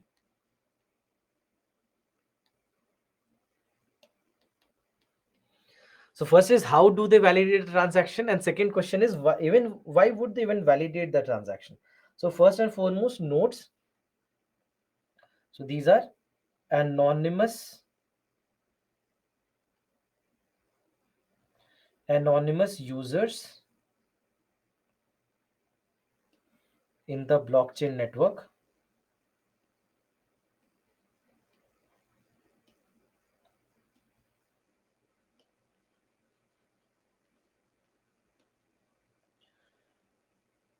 Only when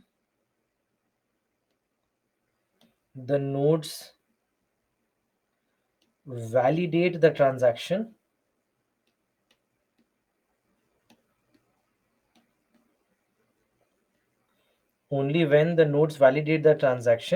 it could be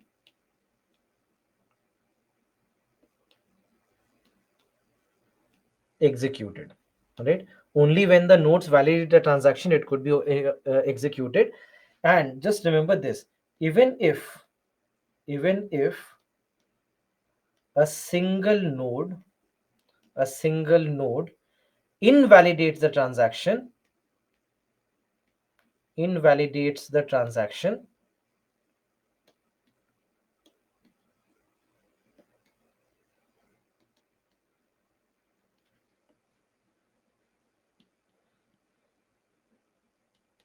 it can't be executed. All right, so the nodes that are there in the network, they either have to participate and validate the transaction, or they should not participate. If they are invalidating a transaction, all right, if they are invalidating a transaction, then even a single invalidation could lead to that transaction getting cancelled. It's just like how the veto power works in the UN General Security Council. All right, so that's why we see that in this scenario also, if even if you have just one single node that has invalidated the transaction cannot go further. Now, coming back to the fundamental question, that how do they validate the transaction and why would they validate the transaction? Now, the answer to why is that they get paid. Why would they validate? Because they get paid. They get paid for every correct validation that they execute. So for every correct validation that they execute, they will get paid, let's say in cryptocurrencies. So a small amount of cryptocurrencies will be paid to them, so that they can keep getting rewarded for every correct validation that they have done. Now, if that's the case, why not everybody of us can also become nodes? We can just go simply and keep validating any transaction that we get and keep earning from there. Why not do that? Because validation is not easy. Validating the transactions is not a very easy job. They basically have to solve complex mathematical problem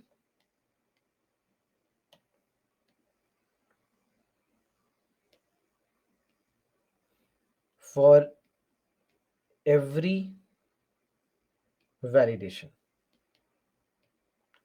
Now I know, by knowing this, that there is a complex mathematical problem to be solved, half of you already have lost the interest because maths is involved. So they'll have to solve complex mathematical problems for each and every correct validation that they are trying to execute. And not only that, even this complex mathematical problem, it's not an easy solve, and you cannot just do it on your mobile phone, you cannot do it on your normal laptops and computers.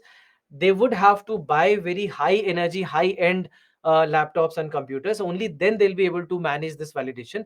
Otherwise, the complexity of the problem, the amount of calculations that they have to do, and the speed at which they have to do those calculations, it can't be done on a normal computer or a laptop or a mobile phone device. So that's why your normal devices won't work. You'll have to spend a lot of money in buying these high end computers and then start acting like a node. So that's why it's not that easy. But because before you start earning, you also have to invest, becoming a node. Also, all these computers, they also use very high amount of energy, so overall electricity consumption at their end also will be very very high. So, and they also have to have that storage, because we discussed that blocks that have been added once, they can't be removed. So that's why overall the capacity will keep on increasing, and they'll have to ensure that uh, they have enough of space available with them, that they can actually keep validating all these transactions. So that's why we see that becoming a node is also not easy. Any kind of money that you're trying to earn, it's not that easy. So same goes here as well, that so for every correct validation, for every correct validation,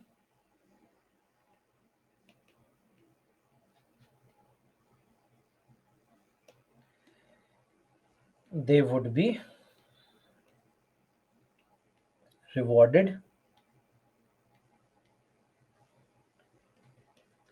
They validate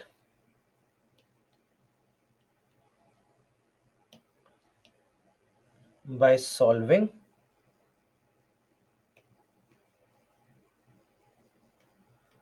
complex mathematical problem.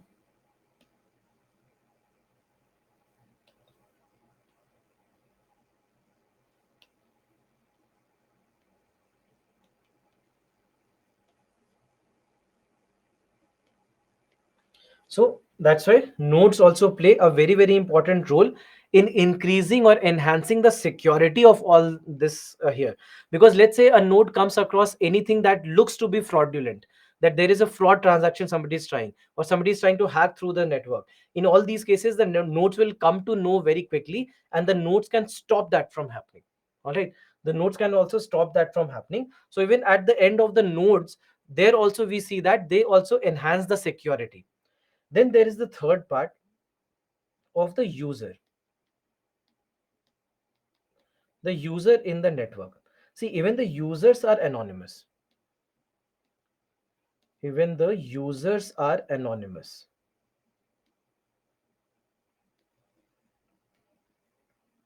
So it's not that you know the identity of the user. Suppose that the transaction is being done between me and my brother. So nobody knows who I am and who my brother is. We also are existing just in terms of our usernames and pseudonames that we perhaps are using in this network. So that's why even the users are anonymous, and these users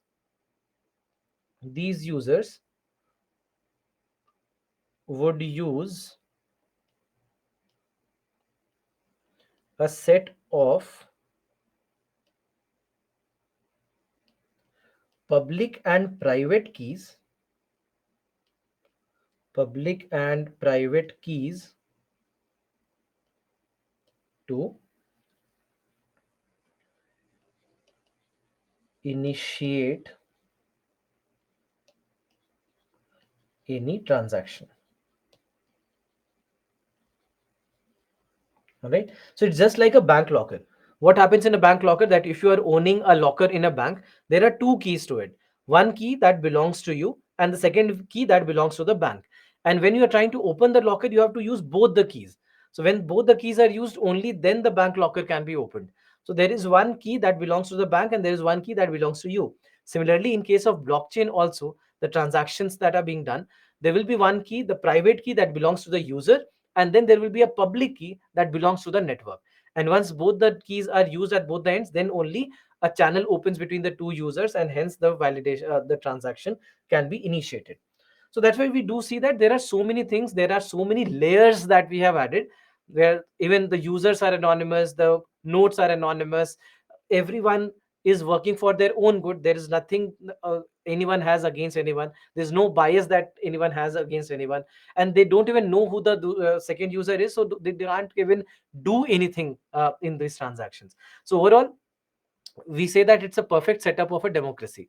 It's a perfect case of democracy, that everyone has an equal right, everyone has an equal say, nobody has any bias against anyone, nobody is going to favor anyone, and all this can just exist in a very uh, beautiful scenario.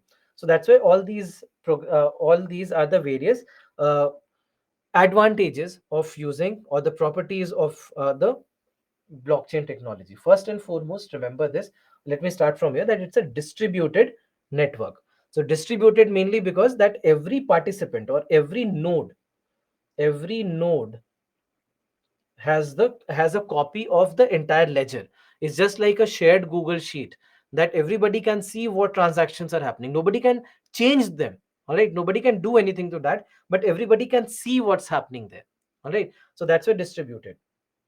We discussed that it is immutable, that once you have added the blocks, you cannot remove the blocks. So that's why it is called as immutable. Then we discussed that it is time stamped, that each and every block is also time stamped for better security. Then it is a unanimous system.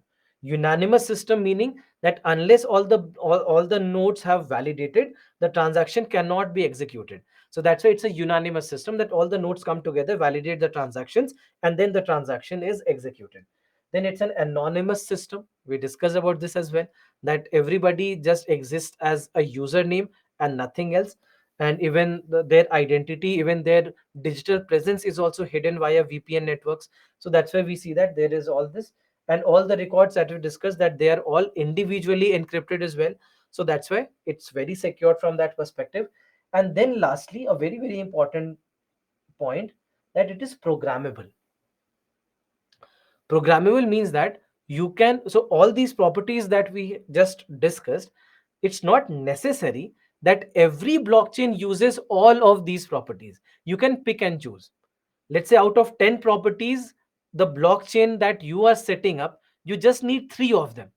So then you pick these 3 of them and only execute these properties, and don't execute others. So for example, let's say if a company, for its own employees, if they are executing blockchain technology. Let's say that they want the documents to be reviewed and not to go beyond that network. So that's why they are sharing this document via blockchain, so that each and every user, what that user does to that document can also be recorded in the blockchain network.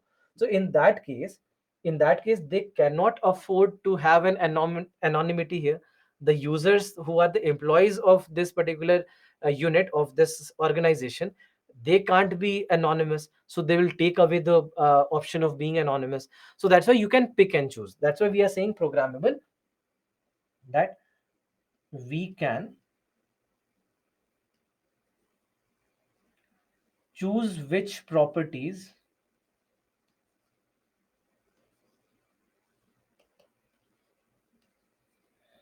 of blockchain we want to use. So in a manner we are saying that it is customizable.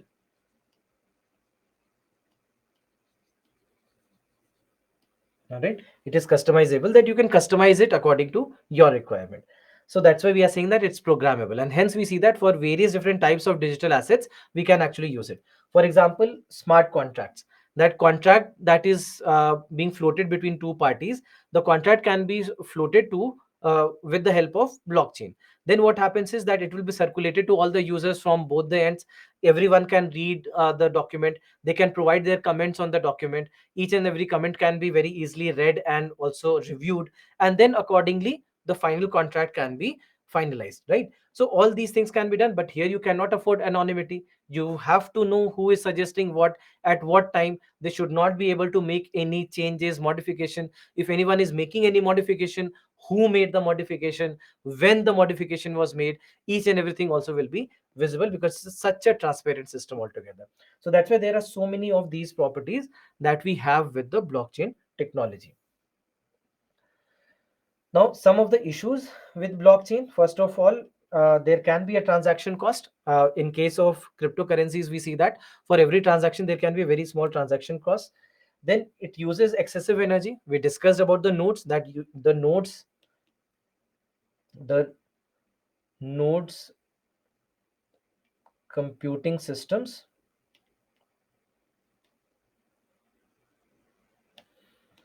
use a lot of energy,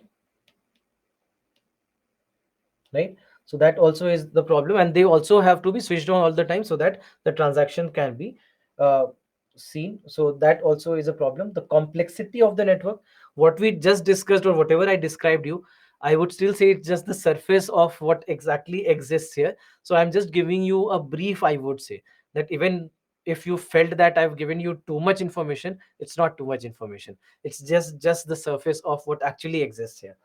And then the storage problem, because we are saying that once the block has been added, it cannot be removed. So that's why there is a storage problem also that gets created in this blockchain technology. So that's why there are some limitations that we have, but overall we do find that there are a lot of advantages, and hence we see that it actually can be used in a lot of cases. So for example, cryptocurrencies. So have been used cryptocurrencies have been using the blockchain technology, and we do see that with the help of blockchain technology, cryptocurrencies actually have almost taken over the digital currency.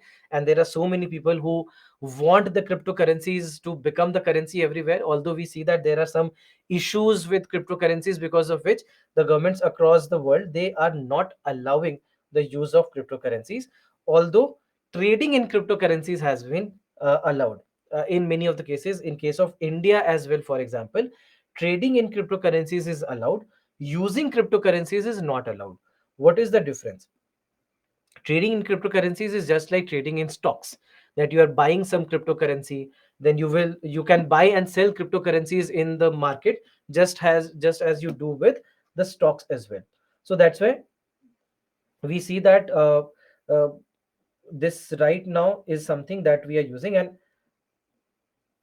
when it comes to cryptocurrencies and the trading of cryptocurrencies, if any one of you has done trading in cryptocurrencies, you would understand what this meme basically means. That we have seen a lot of people losing their money, a lot of money, while trading in cryptocurrencies, just thinking that cryptocurrencies are the future and hence they are going to change the world, and if they invest today, probably tomorrow they'll earn a lot. So for some of them it might so have happened, but for many people they have lost a lot of money. For example, one Bitcoin. Do you know what is one Bitcoin worth today? What is the value of one Bitcoin in terms of Indian rupee? Anyone who knows? One Bitcoin is worth how much? Anyone? Any idea? Yeah, it's almost, if I'm not wrong, almost rupees 24 lakhs. 6 months back, it was somewhere around, I think, 16, 17 lakhs, 6 to 9 months back. So just imagine that in these 6 to 9 months, if somebody had invested in just one Bitcoin, then they would have gained almost almost 6 to 7 lakhs by now. But if you ask somebody who has invested in Bitcoins maybe 2 years back, just ask them the value of Bitcoin. The value of Bitcoin used to be around 45 lakhs and so on. So if somebody had invested back then thinking that it's going to really jump in its value, it has decreased to half its value. So that's why there are all these problems with trading. So in trading of cryptocurrencies, we have seen that all these issues have actually happened. But overall cryptocurrency, we understand that this is a kind of currency which uses Bitcoin, sorry, which uses blockchain, and with the help of blockchains, the cryptocurrencies, they actually have become a decentralized system of banking. All right, they become a decentralized system of banking where the transactions are happening between the users without both the users knowing about each other. Correct. The users don't know who they are. The transactions are happening, they're using their code names or pseudo names or the usernames. The banks cannot see what is happening, right? There is no central authority like a bank. The transactions are not happening via the bank, it is happening between the users and with the help of all the nodes. And that's why there is no centralizing authority. There's no centralizing authority that we have here. The first one to start using cryptocurrencies was this Bitcoin, and that's why Bitcoin has been, still has been, one of the most popular of the cryptocurrencies using blockchain. Another concept that became very famous is NFT, or non fungible tokens.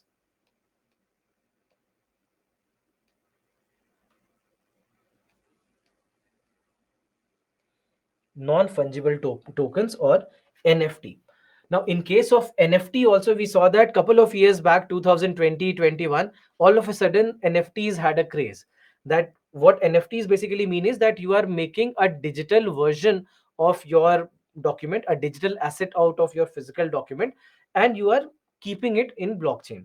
Now, what started happening is that a lot of artists, they started recreating the digital version of their artwork, and they started selling it online via blockchain networks. So they created an NFT out of this artwork. So NFT is, the non fungible token is like a ticket. So suppose that you are going on a train, or you are going on a flight, you would be given a ticket. All right, all these tickets look very alike, but all these tickets have some variation which represent uniqueness that you have. Let me explain. That, let's say I create an artwork.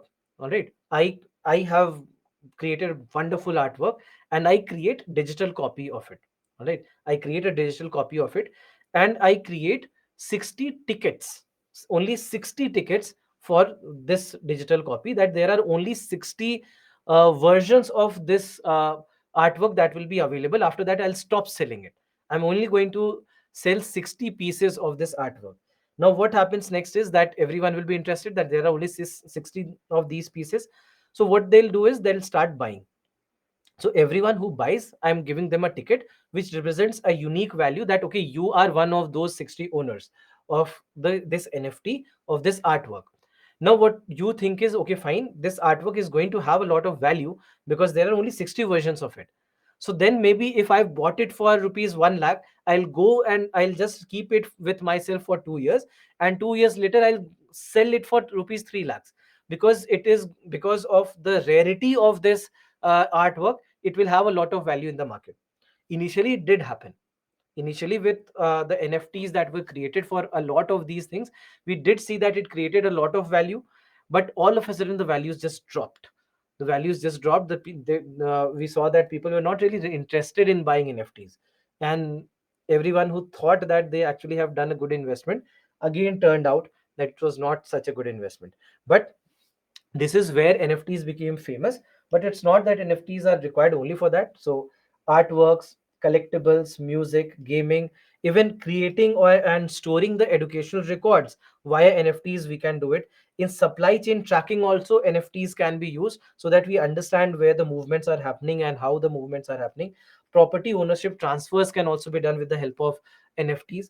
And even in health records, just like educational records also can be maintained via NFTs. So yes, NFTs also find a greater value in this blockchain network, although became famous because of something else, because of some other reason.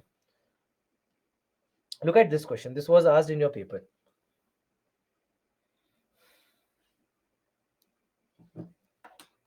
Please read the question and then I'll launch the poll for you.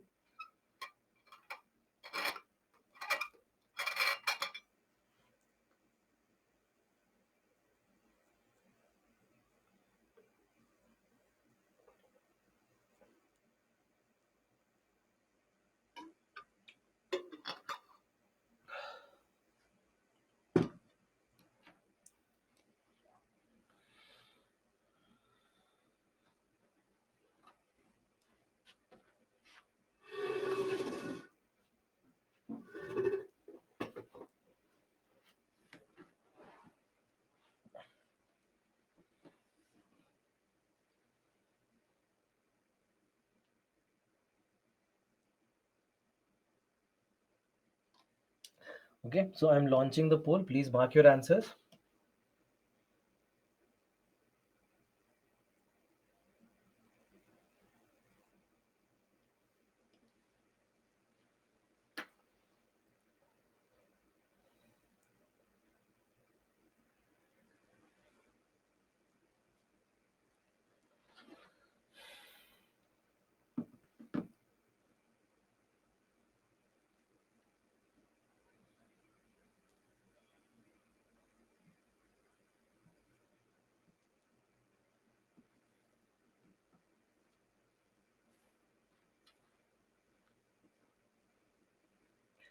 All right. So 0% of you have marked A. That's wonderful.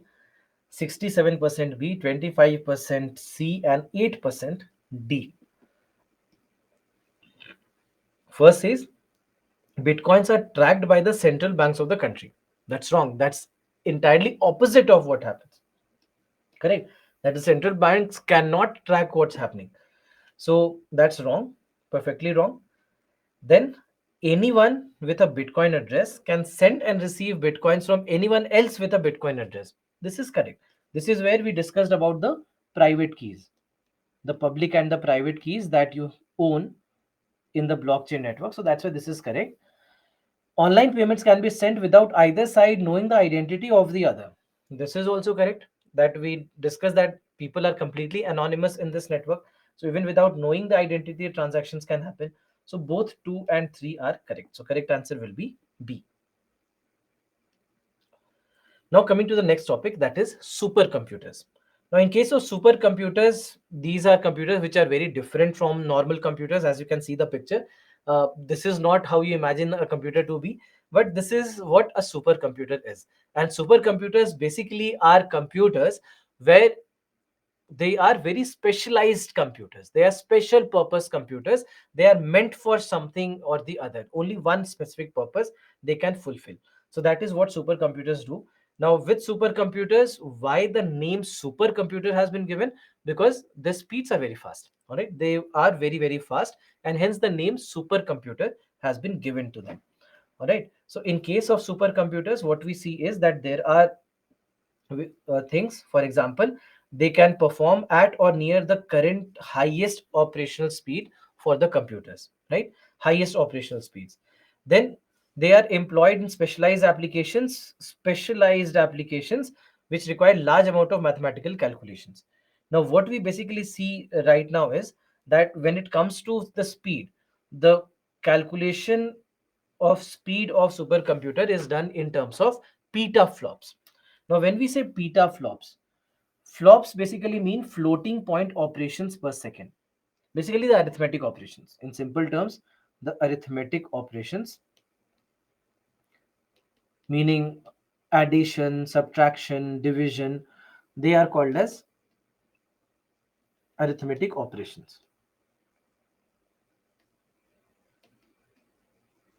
Right? So, addition, subtraction, etc.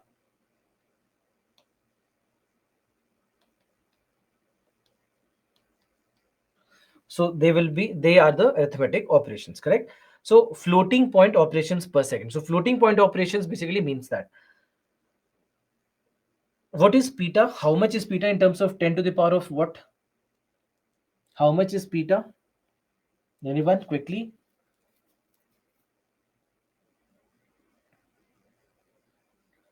Not 12. So see, the scale goes like this. You have kilo. Yes, 15 is correct.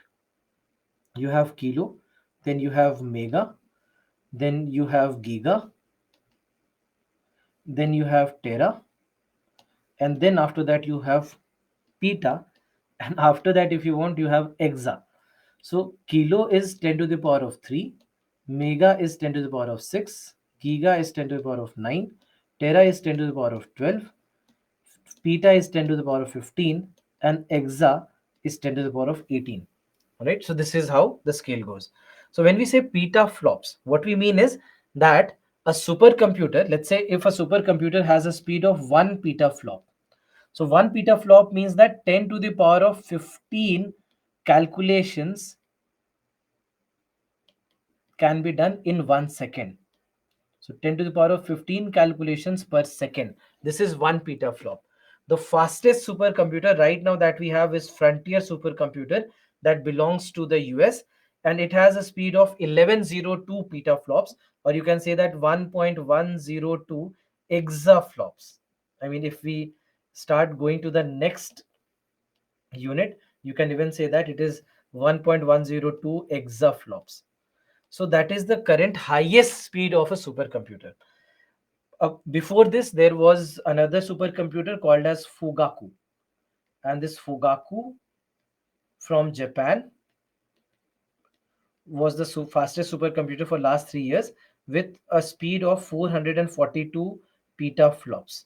Now it has become the second highest or second fastest supercomputer in the world. So in terms of petaflops, we calculate the speed. When it comes to the Indian supercomputers, we started our first Indian supercomputing program back in 1987, and ever since then we have been actually working on our supercomputing program. Till the end of 2022, there are a total of 15 supercomputers that we have had, and Param Ananta last year was the latest supercomputer. Now, when it comes to the Indian supercomputers, the speeds generally have been in the range of 3 to 3.5 petaflops. 3 to 3.5 petaflops. The highest that we have been able to capture as of last year was 6 petaflop. So it might so seem that okay, this is very low speed as compared to look at the fastest. It is 1102 petaflops and we are at 6. Even 6 petaflop is not a bad speed to have. All right, if you are seeing the context of the competition worldwide, you perhaps may feel that we are not there yet. But looking at the requirements, looking at what supercomputers are here to do, 6 petaflop or even 3 petaflops is wonderful speed to have, and that's why we have been able to do very well with the supercomputers. I would say for many of all these um, uh, objectives and many of the applications could be fulfilled with the help of these supercomputers. So we have the national supercomputing mission that we started with all these objectives, that we want to be a world leader in supercomputers, solve the problems of India and the world in supercomputers. More research and development could happen in supercomputers. We also can also collaborate with the industries, and public private partnerships can also happen. So there are all these things that we have taken as objectives uh, as a part of the national supercomputing mission. So overall, when it comes to supercomputers, what we basically see is that they have wide variety of applications. Just remember that very fast wherever we need very fast processing speed,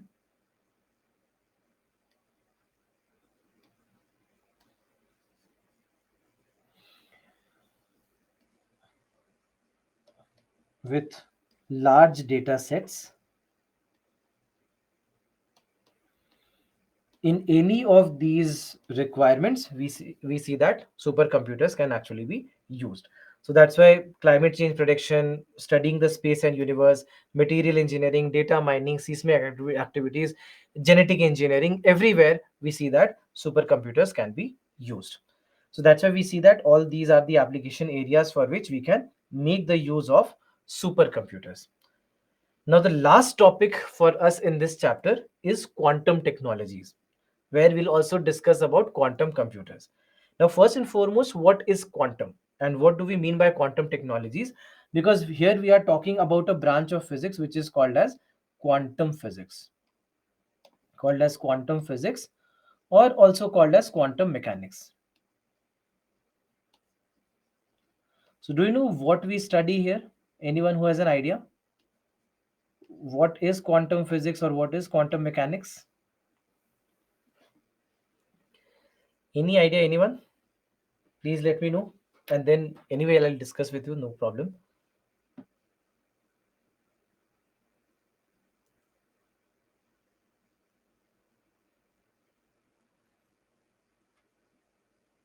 Hmm.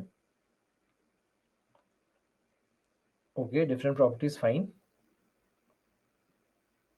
Nanoscale, okay, partially correct, yes.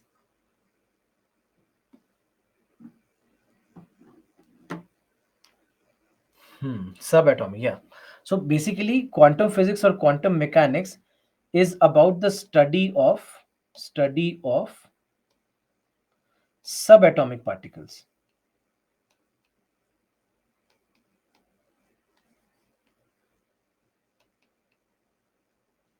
All right, study of basically the subatomic particles. Now, what we see is that at the particle level, the physics is very different, the concepts are very different. Whatever we see at our level, like for example gravitation or Newton's laws of motion and everything that you know of, that doesn't work at atomic level, that doesn't work at subatomic level, and the properties of subatomic level are very weird. We'll discuss about some of these properties here, and you'll find that these properties are very weird and even difficult to think of that how exactly when it is possible, the kind of properties that we are talking about, because you can't even think of those kind of properties at our level. And it's a very complex branch of science, a very complex branch of science. That's why this meme, that that first time you read quantum mechanics versus the thousandth time that you read quantum mechanics, there's no change in your expression. So that basically this represents how difficult or complex this quantum mechanics is. Very famously, it is also said that anyone who says they understand quantum mechanics does not understand quantum mechanics. So quantum mechanics or quantum physics is a very different, very complex, very weird kind of science, which is very, very different from what we observe at our level. Now, anyway, but what we see with these quantum technologies is that these quantum technologies can be extremely helpful, immensely helpful in achieving a lot of things that with the present level of understanding, with the present level of technology is almost unimaginable. So first what we'll do is we'll understand some of the key basics of quantum technologies, because today we are doing a lot of research, we are investing a lot of money to these quantum technologies. All right, we are looking at a lot of investments, we are looking at a lot of new areas of application, and we do see that quantum technologies in the coming future will become a very huge part. India also has started investing, other countries obviously are also investing a lot in quantum technologies. So let's try to understand some of the key features, and only in one line. Obviously it's a very complex technology and very complex branch of science, so we can't really go into the details. It's impossible for me to even explain beyond a certain limit. So just in one line, what do we mean by quantum technologies and what are some of the key features of quantum technologies? So first feature is wave particle duality. Now, this wave particle duality, what it basically means is that every subatomic particle, whether an electron or proton or other subatomic particles, they can exist in two forms. They can exist as a wave, they can exist as a particle. They show the properties of a particle, they show the properties of a wave. So actually they can do the both. If you remember, we discussed about tunneling in scanning tunneling microscope, where we discussed that electrons exist as waves here. Wave nature of electrons is actually seen there. Otherwise, when we count the number of particles or count the number of electrons in an atom, we are looking at them as a particle. So that's why they have both the properties of being uh, existing as waves as well as particles. So that's why this is called as wave particle duality. Do you recognize this movie? Anyone who knows or anyone who is old enough to recognize what this film is? General knowledge question.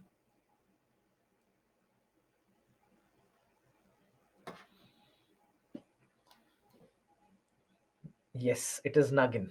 So, in the Nagin movie, you had Sri Devi, who had the human form as well, and could also exist as a Nagin. So she could take the snake form. She could take the human form. So that's why wave particle duality.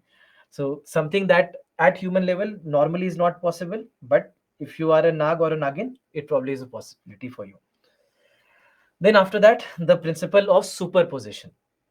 Now, in case of superposition principle, what we are basically saying is that particles can actually exist in multiple states at the same time. And this is called as superposition. Multiple states at the same time, meaning that they can have various different energy levels at the same time. Now, what happens here is that, let's say, when we are talking about these particles, I mean, in these particles we see these kind of properties, that a particle, let's say an electron, can be present in various different states at the same time. Let me give you another an example here for you to make it easier. Right now, let's say I'm taking an online class, correct? You don't know where I am.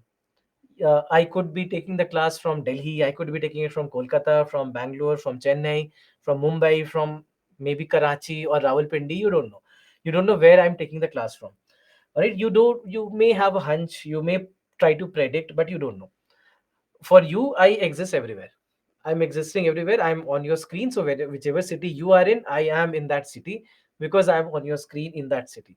So in a manner, I am existing in multiple states for you at this point of time, right? So this is called a superposition, where you have an electron or a subatomic particle that can exist in various different states, various different energy states for the same time. This film that had won the Oscar last year, Oscar for the best film, Everything Everywhere All at Once. Basically, it actually was based on the concept of superposition. It did show the concept of superposition. Then there is this principle called as entanglement. Sorry, principle called as uncertainty principle. Now, uncertainty principle says that it is impossible to simultaneously determine the exact position and momentum of a particle. All right. So, in a manner, simplifying it or oversimplifying it, what we are saying is that if you know the position of the particle, you don't know about the speed of the particle. If you know about the speed of the particle, you don't know about the position of the particle. You can only find probabilities. We can only find probabilities. All right, we can only find probabilities. We cannot really find the exact position or the exact momentum or exact speed. So that basically is again something that we see, that they keep on revolving all the time, spinning all the time. So it's not possible for us to exactly locate them or exactly determine their speed. So either you will know about the speed or you will know about their position. This was a very famous example that was given by quantum physicist Schrodinger. And there is a famous concept of Schrodinger's cat. So this concept of Schrodinger's cat, it tries to explain this uncertainty principle. So what this principle says is, or this uh, Schrodinger's cat situation says is, that let's say you have a cat in a box. All right, you have a box, inside that you have kept a cat, you have closed the box, and then, don't get me wrong, but you stabbed through the box. All right, let's say you stabbed through the box. Now, while you stabbed the box, whether it reached the cat or not, you don't know. It might have killed the cat, it might have missed the cat. So if it has killed the cat or whether it has missed the cat, you don't know unless you open the box. Correct? But until the time you have not opened the box, the cat for you is both dead and alive. All right. So cat is in both the states at the same time. The cat is also dead for you. The cat is also alive for you, unless you see, uh, you open the box and see. So you can only think of the probability of knowing whether the cat is dead or alive. You don't know for sure unless you open the box. And once you open the box, then the cat exists only in one state, that either it is dead or it is alive, and now you know whether it was dead or alive. So that's why this is something that we call as uncertainty principle. So uncertainty principle basically is where we can just find the probabilities, and we cannot find both exact position and momentum at the same time. Then there is this concept called as entanglement. And the concept of entanglement is also a very weird concept. The concept says that if there are two particles which are correlated in such a way that the state of one particle affects the state of the other particle even when they are separated by large distance. What it simply means is, let's say you have two particles, all right, they are separated by distance. They are separated by a distance, but their properties are connected. Their properties are connected, but they are separated by a distance. So if something goes wrong with one particle, the second particle will also start showing the same property. Or let's say some modification is done to the to the first particle, the second particle will also start showing the same modifications, the same changes, etc., that what you have done in the same, in this particular particle. Have you seen this film, Judwa? I'm not sure how many of you have. There was a Judwa 2 also that recently had released a couple of years back. So if you have seen this film Judwa or Judwa 2 or any film that has the concept of twin brothers or twin sisters. So twin brothers or twin sisters. What we have seen is that if you have watched the film Judwa, what happens is that both the Salman Khans, they are twin brothers. So what happens is that if something happens to one Salman Khan, the second Salman Khan also feels the same. So if basically if you slap one Salman Khan, the second Salman Khan also gets slapped. So that is the concept of entanglement. That in entanglement process, what we are basically saying is that there are two particles which are connected via their properties, and if you do anything to the to one particle, the second also shows the same. So all their properties are connected. This is something that was predicted for the first time by, once again, the same old scientist, Albert Einstein.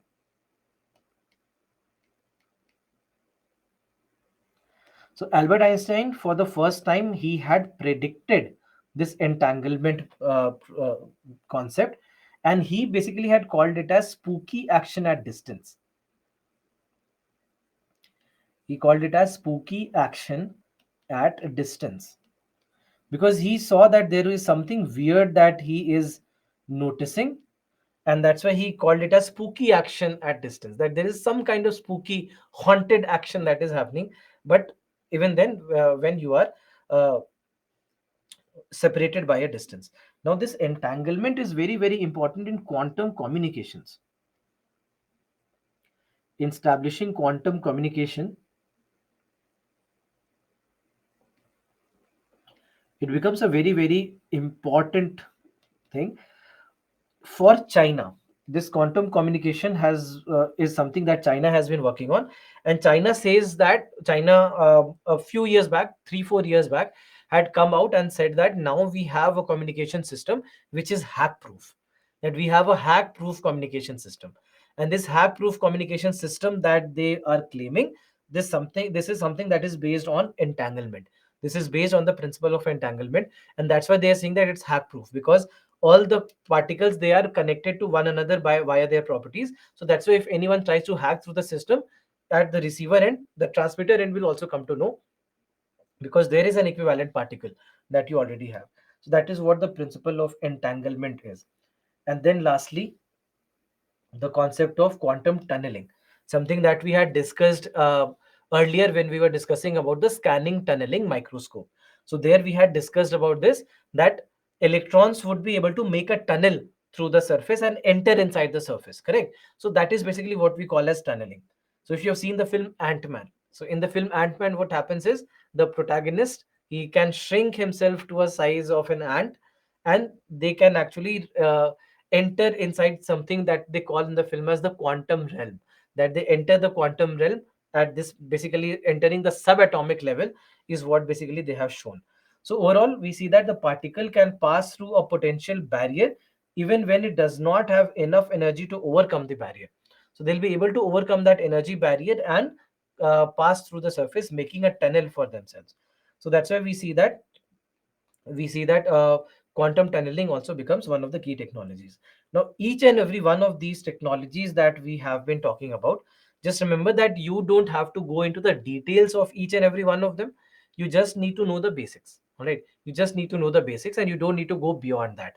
You don't need to go beyond that. The basics are more than enough for you to just in one line. If you know, if at all a question has to come, they can't go beyond this one two lines, because otherwise the concepts are very very very complex, and it's unimaginable that people who are from non quantum background, I'm not even saying non science background, people who are from non quantum background, it's impossible for them to even understand what these principles are. So that's why if at all a question comes, the question cannot go just one or two lines, all right, beyond one or two lines. Now, based on these quantum technologies, the most important segment that we have right now, most important application that the world has been working upon, is quantum computing. So quantum computing meaning that this is a computer which will work on quantum technologies, right? It's a computer that will work on quantum technologies. There are two underlying principles that we are using here. One, the principle of superposition, and the second is the concept of entanglement. These two become the primary concepts. These are the primary, you can say, principles on which quantum computing is based. Now, in case of quantum computing, we see that this computing is very special, and the speed that it can reach, the speeds that we can reach with quantum computing, is unmatched. Even if you consider, let's say, a supercomputer, compared to a supercomputer, also quantum computers will have an unmatched speed. So that's why supercomputers also will be nothing in front of quantum computers once quantum computers start to take a shape. Although right now we see that there are one or two quantum computers here and there that some of the private companies have produced for themselves, but these are also very experimental in nature. There is no supercomputer, sorry, no quantum computer right now which is operational at a very huge application level. Right now, majority of the countries which are working on quantum computing, they are trying to figure out how to use it. A lot of investment has been happening in this field of quantum computing, and out of all these investment, the highest amount of investment, if some country is doing, that is China. When we look at the data of the amount of investment done by China versus amount of investment done by rest of the countries in the world,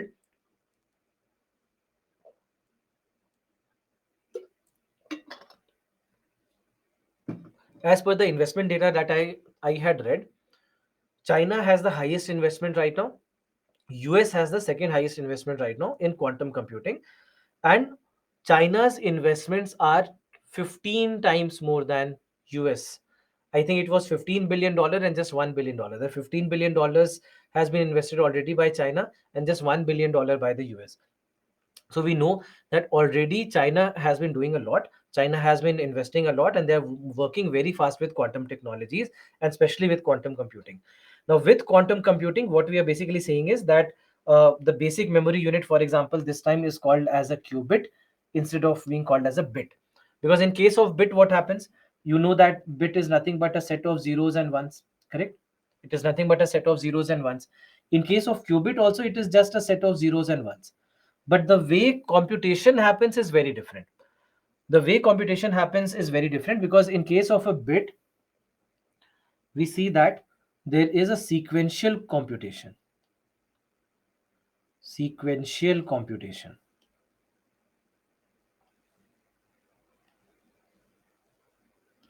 Whereas in case of a qubit, we say that there is a parallel computation that they do. Let me explain you what do I mean by these two terms. What is sequential and is yeah, what is sequential and what is parallel computation? So in case of a normal bit, a normal computer that we are using, including the supercomputers as well, they go through all the states one by one. So for example, let's say if you have a 3-bit system, all right, so in a 3-bit system there will be a total of 8 states that will be created: 000, 010, 100, 011, 101, so like this, right? So there will be 8 of these states will be created when you have 3 bits, 2 to the power of 3, that is 8. So what happens is that the computation that is done one by one. So first state will be read first, then the second state, then the third state, then the fourth state, and so on. In case of a quantum computer with the qubits, what we basically see is that all the computation of all the 8 states can be done at once. All right, so let's say if you are taking 1 second for one state, there are 8 states, so you take 8 seconds in case of a normal computer. In case of a quantum computer, you just take 1 second. You increase the number of bits to 4, the number of states will be 16. The time that you take is 16 seconds. Qubit will still take 1 second. You increase it to 5 bits, number of states will be 32. The normal computer will take 32 seconds. Quantum computer will still take 1 second. And this will keep on happening. You just keep on increasing the number of bits, you keep on increasing the number of states. On one hand, you'll keep on increasing the time that a normal computer takes. On the other hand, quantum computer will take just keep taking 1 second, up to a very long time. I think 2 to the power of 256 states, if I'm not wrong. You'll keep having this particular scenario where it will just keep taking just 1 second. So what happens is that quantum computers will be able to complete a task within seconds. Any task that right now perhaps you do in some minutes or maybe some hours, or maybe in days time, everything can be done within seconds. That is how fast quantum computers would be and how they would change the world. So in case of quantum computers, although the qubits that we are using, the qubits are very sensitive. All right, the qubits are very sensitive and they have to be kept very isolated, away from any source of heat, away from any source of electromagnetic radiation, air molecules. The temperature that we keep will be very, very, very low temperature, almost at absolute zero. So we have to create all these conditions, and under only these conditions we see that quantum computers or qubits especially work. And even if you deviate a bit from deviate by a small amount from this state, then in that case qubits they lose their properties. So that's why what we see is, and this basically losing of their properties is called as quantum decoherence. This is called as quantum decoherence, that they can actually lose their properties if they are not handled well. And that's why many a times what we see is that there are additional qubits that we use. There are additional qubits that we use when we are using quantum computers, so that just in case a couple of these qubits are not functional, they lose their properties, we'll replace these qubits with new ones. So that's why we see that there are additional qubits that we will always keep while doing any kind of computation with the help of quantum computers. Now that's why in case of quantum computers also there are a lot of advantages, there are a lot of applications. You basically can say that all the applications that we discussed with supercomputers, all those applications are applicable here as well. You can use quantum computers for all those applications and you will be much faster here. Now, there are the dangers of quantum computers also. With every technology, we have been talking about something that it could lead to a lot of job losses. And same could happen with quantum computers also. They will lead to a lot of job losses because of the way they would be able to compute, the speed with which they'll be able to compute, they'll really lead to a lot of erosion of jobs. Not only that, we also believe that because quantum computers are so fast, they can actually break any encryption in the world. They will have the capability to just break any encryption within seconds or minutes. So just imagine the kind of security issue that they are going to produce. Why, let's say, even countries like India, also India has been putting a lot of effort now into quantum technologies. There is a simple reason, because we know that China already is working, and China is working very fast. We have to be ready that there could be another warfare coming, which is a cyber warfare, where if, let's say, quantum computers have been made so efficient that they can hack through or crack through the systems, we don't know how to then manage everything. So that's why in those terms, it can really become a very dangerous trend as well. Although we do see that there are so many application areas where we can make the use of quantum computers, but we also have to have a understanding of all the problems also that it could potentially create. Now, in case of quantum computers, there is this concept called as quantum supremacy. All right, quantum supremacy. Now, quantum supremacy basically is a term that we use when this is a situation where when a quantum computer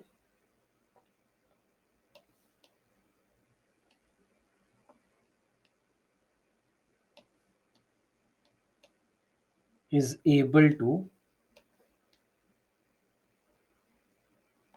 perform such a task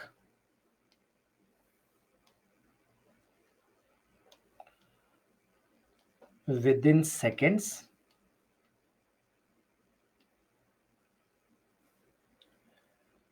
that a normal computer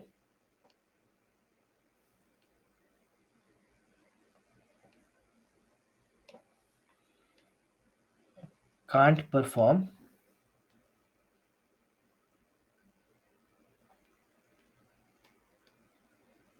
in its entire lifetime. All right.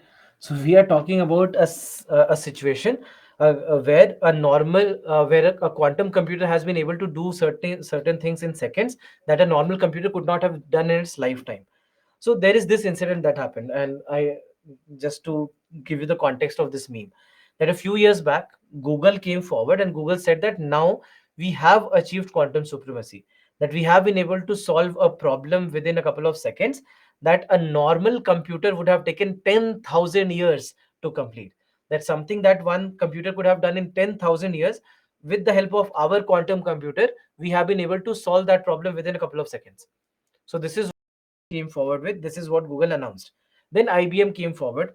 IBM said that this is not quantum supremacy because we have supercomputers which can do which can perform this task within a couple of minutes. Yes, not seconds, but at least 2-3 minutes we'll be able to solve that problem. So please don't call it as supremacy, because it's not that you have created a big difference. So that's why Google said that it is quantum supremacy, but IBM said that no, this is not quantum supremacy. Then a year later, IBM came forward that now we have achieved quantum supremacy. Then Google found a technical glitch there and said that no, this is not quantum supremacy. So this kind of a tech battle has been going on within uh, the companies, the biggest of the tech giants in the world.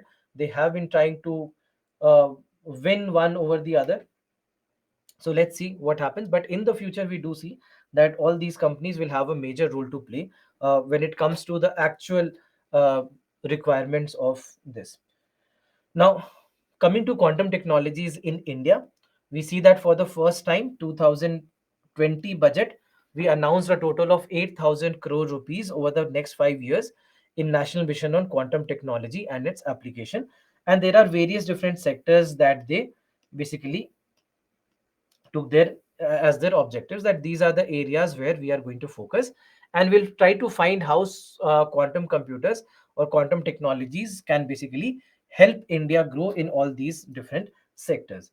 So then as a part of that, we see that there was a quantum frontier mission that has been taken. So this quantum frontier basically to build excellence in quantum frontier, that all these various concepts which are related to quantum technologies, whether it is quantum computers or quantum chemistry, quantum communication, new material engineering, quantum sensors, quantum cryptography, and all these things, quantum key distribution, so many things. In all these things, we want to achieve some kind of success, excellence, and that's why this quantum frontier mission.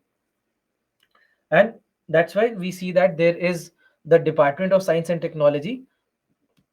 It initiated a research and development scheme called as Quest mission, Quest or Quantum Enabled Science and Technology. So again, so that we can understand quantum computing better, uh, communications better, and we can actually start working in all these fields. So they had taken 4 themes here, that these are the things that they are going to do. Now, I mean, I've just given you that this is what the theme is. I don't think it is justified that you start going into the details of what they are. It's very complex to understand what are the key things that they are doing. It's very scientific in nature, so I don't believe that they will come in the question papers, but just know that these are the themes under which the quest mission will be working. So four major objectives from the perspective of anything that can be done. So quantum computers, quantum communication and cryptography, and then after that any quantum enhanced and inspired technologies, and then all the different quantum techniques and algorithms and quantum information systems, and how exactly this entire quantum technology and each and every concept related to quantum mechanics can be helpful in further development of various different fields in India.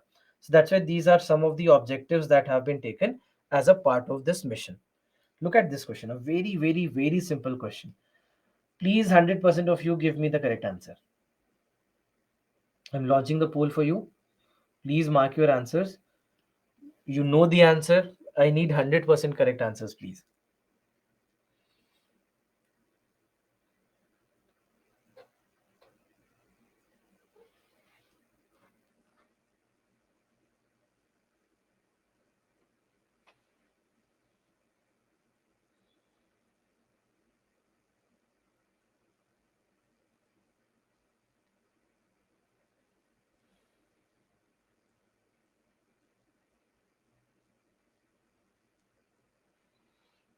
100% correct answers. Wonderful. Wonderful. So this question was asked last year. This was asked in your 2022 question paper. So this was the first time that they have asked a question from quantum computing. So that's why probably the question is very easy. But next time the questions come, probably they will not be that easy. And that's why some of the key concepts, the painful concepts that we discussed in the last half an hour or 45 minutes, they probably can be very, very important from the future perspective. This time it was easy because it was the first question. It was their gateway towards asking a question from quantum technologies. All right. So this is about this particular chapter. Now, this chapter, as I told you, that there are so many topics that we have, and it's just a combination of all these different topics. Now, we are left with a small part. So, see, there are two things that we take a break that we usually take of half an hour and then continue for another half an hour, 45 minutes. But I don't think that will be justified. I believe it's better if I take just a small break here, let's say until 5 o'clock. Let me just take a small break. And then let's have a discussion on these aspects of mains answer writing and then the prelims 2023 question paper. Both of them combined will perhaps take half an hour to 45 minutes of time only, and then we'll be done for the day. So then by maybe 5:45, we'll be able to complete your class. Instead, if we go for a break, then it just stretches to maybe up till 6:30 or 6:15, 6:30, which I don't think will be a good idea.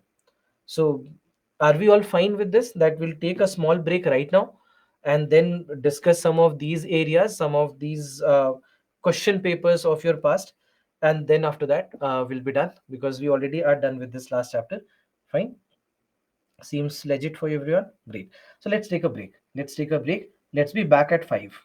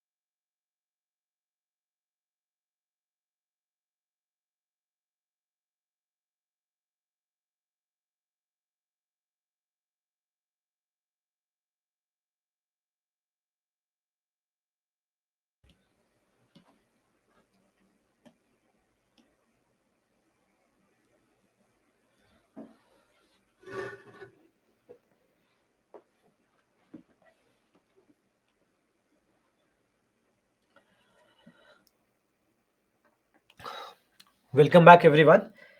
Now, we have completed all our chapters, but there are two things that we are just going to discuss here. One, we'll have a discussion on some of the key areas from the previous year papers, just to give you not only to just discuss what questions have come, but also to give you an insight about why and how the questions are coming, and some of the things that you should always notice while you are answering these questions. So, that is one. And secondly, we'll also look at the 2023 prelims paper in science and technology to understand what are the areas that they are looking for and where are they picking their questions from, right? So that is the basic motive. It's not, the motive is not to solve these problems, the motive is more to highlight these questions for you. All right, so looking at the previous year papers from topic wise perspective in nanotechnology, we have seen that there are two questions that have come, one in 2020 and one in 2016. First is, what do you understand by nanotechnology and how is it helping in the health sector? Very simple, direct question, but there is a fall. Generally, what happens is that even if, let's say, the question was, how is it helping in the health sector, or how does nanotechnology help in health sector, or so these kind of questions, let's say. So what then happens is that you anyway, while introducing the subject matter, you might give a small introduction to what is nanotechnology, that's it, and then you start writing about health. But in this question they have specifically asked you, right? Specifically, this is a question, what do you understand by nanotechnology? So it also means that it's not only about giving a very brief introduction to nanotechnology, but you'll have to spend some time on nanotechnology, you'll have to spend some words on nanotechnology, because that specifically has been asked. So you have to write the definition, some of the key properties, some of the key expectations from nanotechnology, so just to give a basic idea about nanotechnology, and then after that move to the health sector. And we discussed about a lot of things where nanotechnology can help in health sector.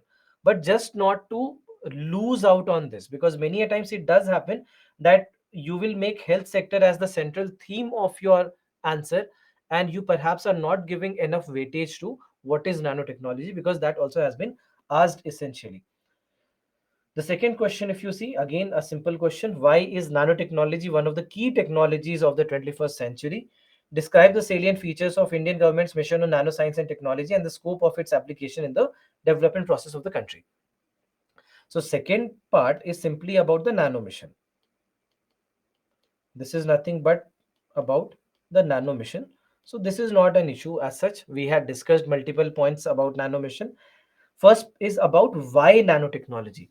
So if you remember the discussion that we started with, we did an elaborate discussion on nanotechnology and why actually does this a special branch even exist. Why is there nanotechnology and not a millimeter or a micro technology? Why not mini micro technology? Why only nano?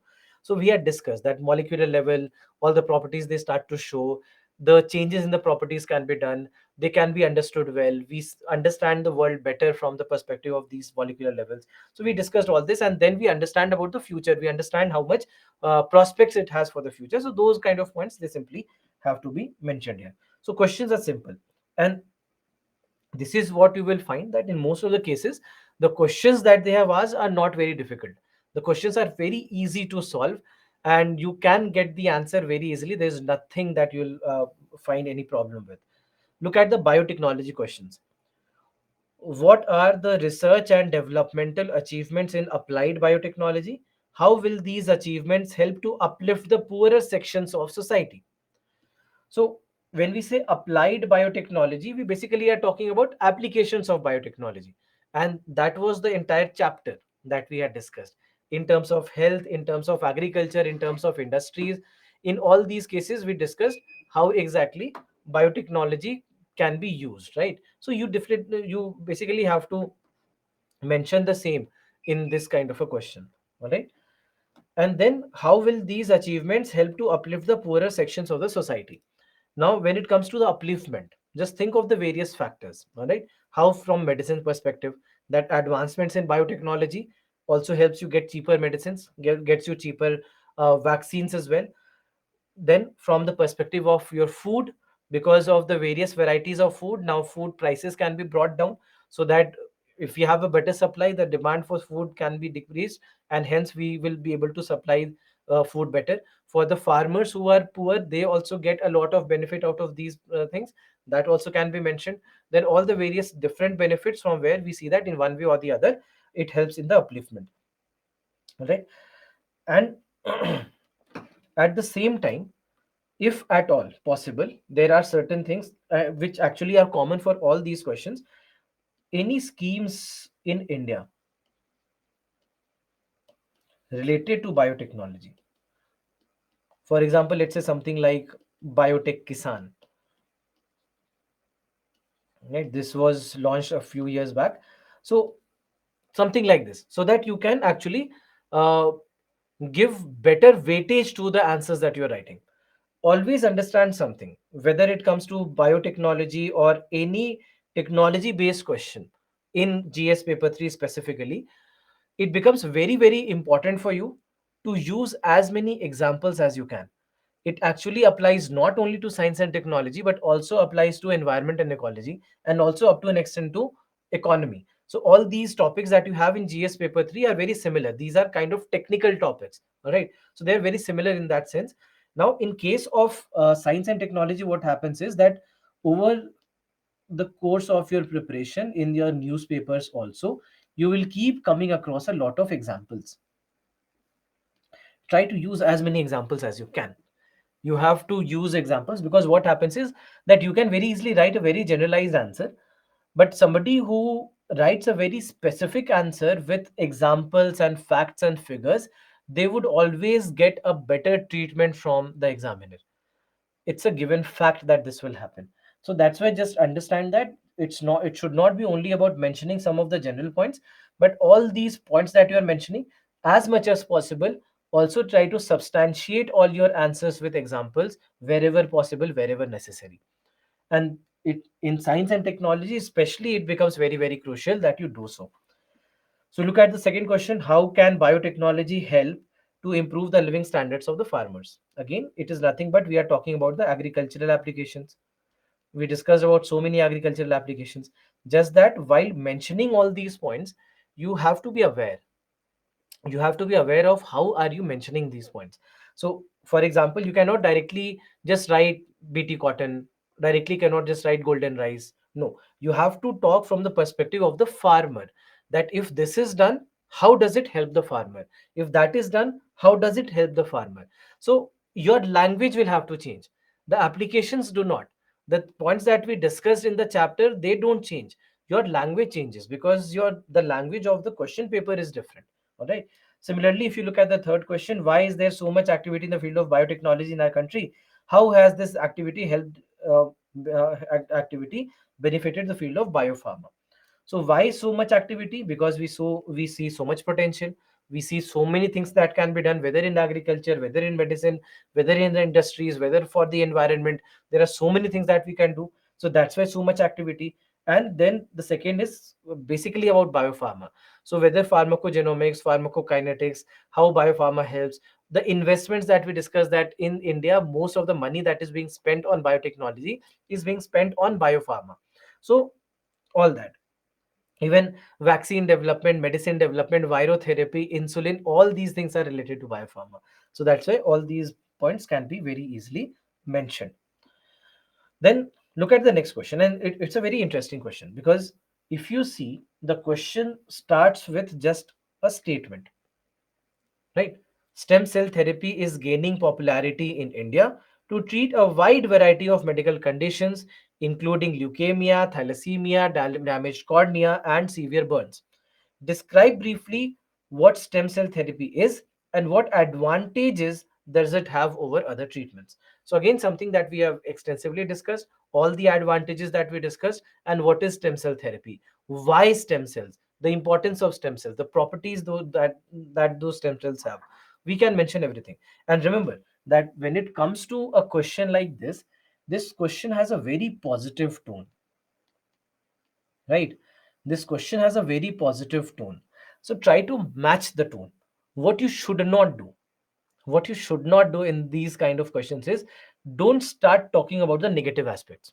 Even if you do, not more than 1 or 2 points, because the question has not asked you about the pros and cons, advantages and disadvantages.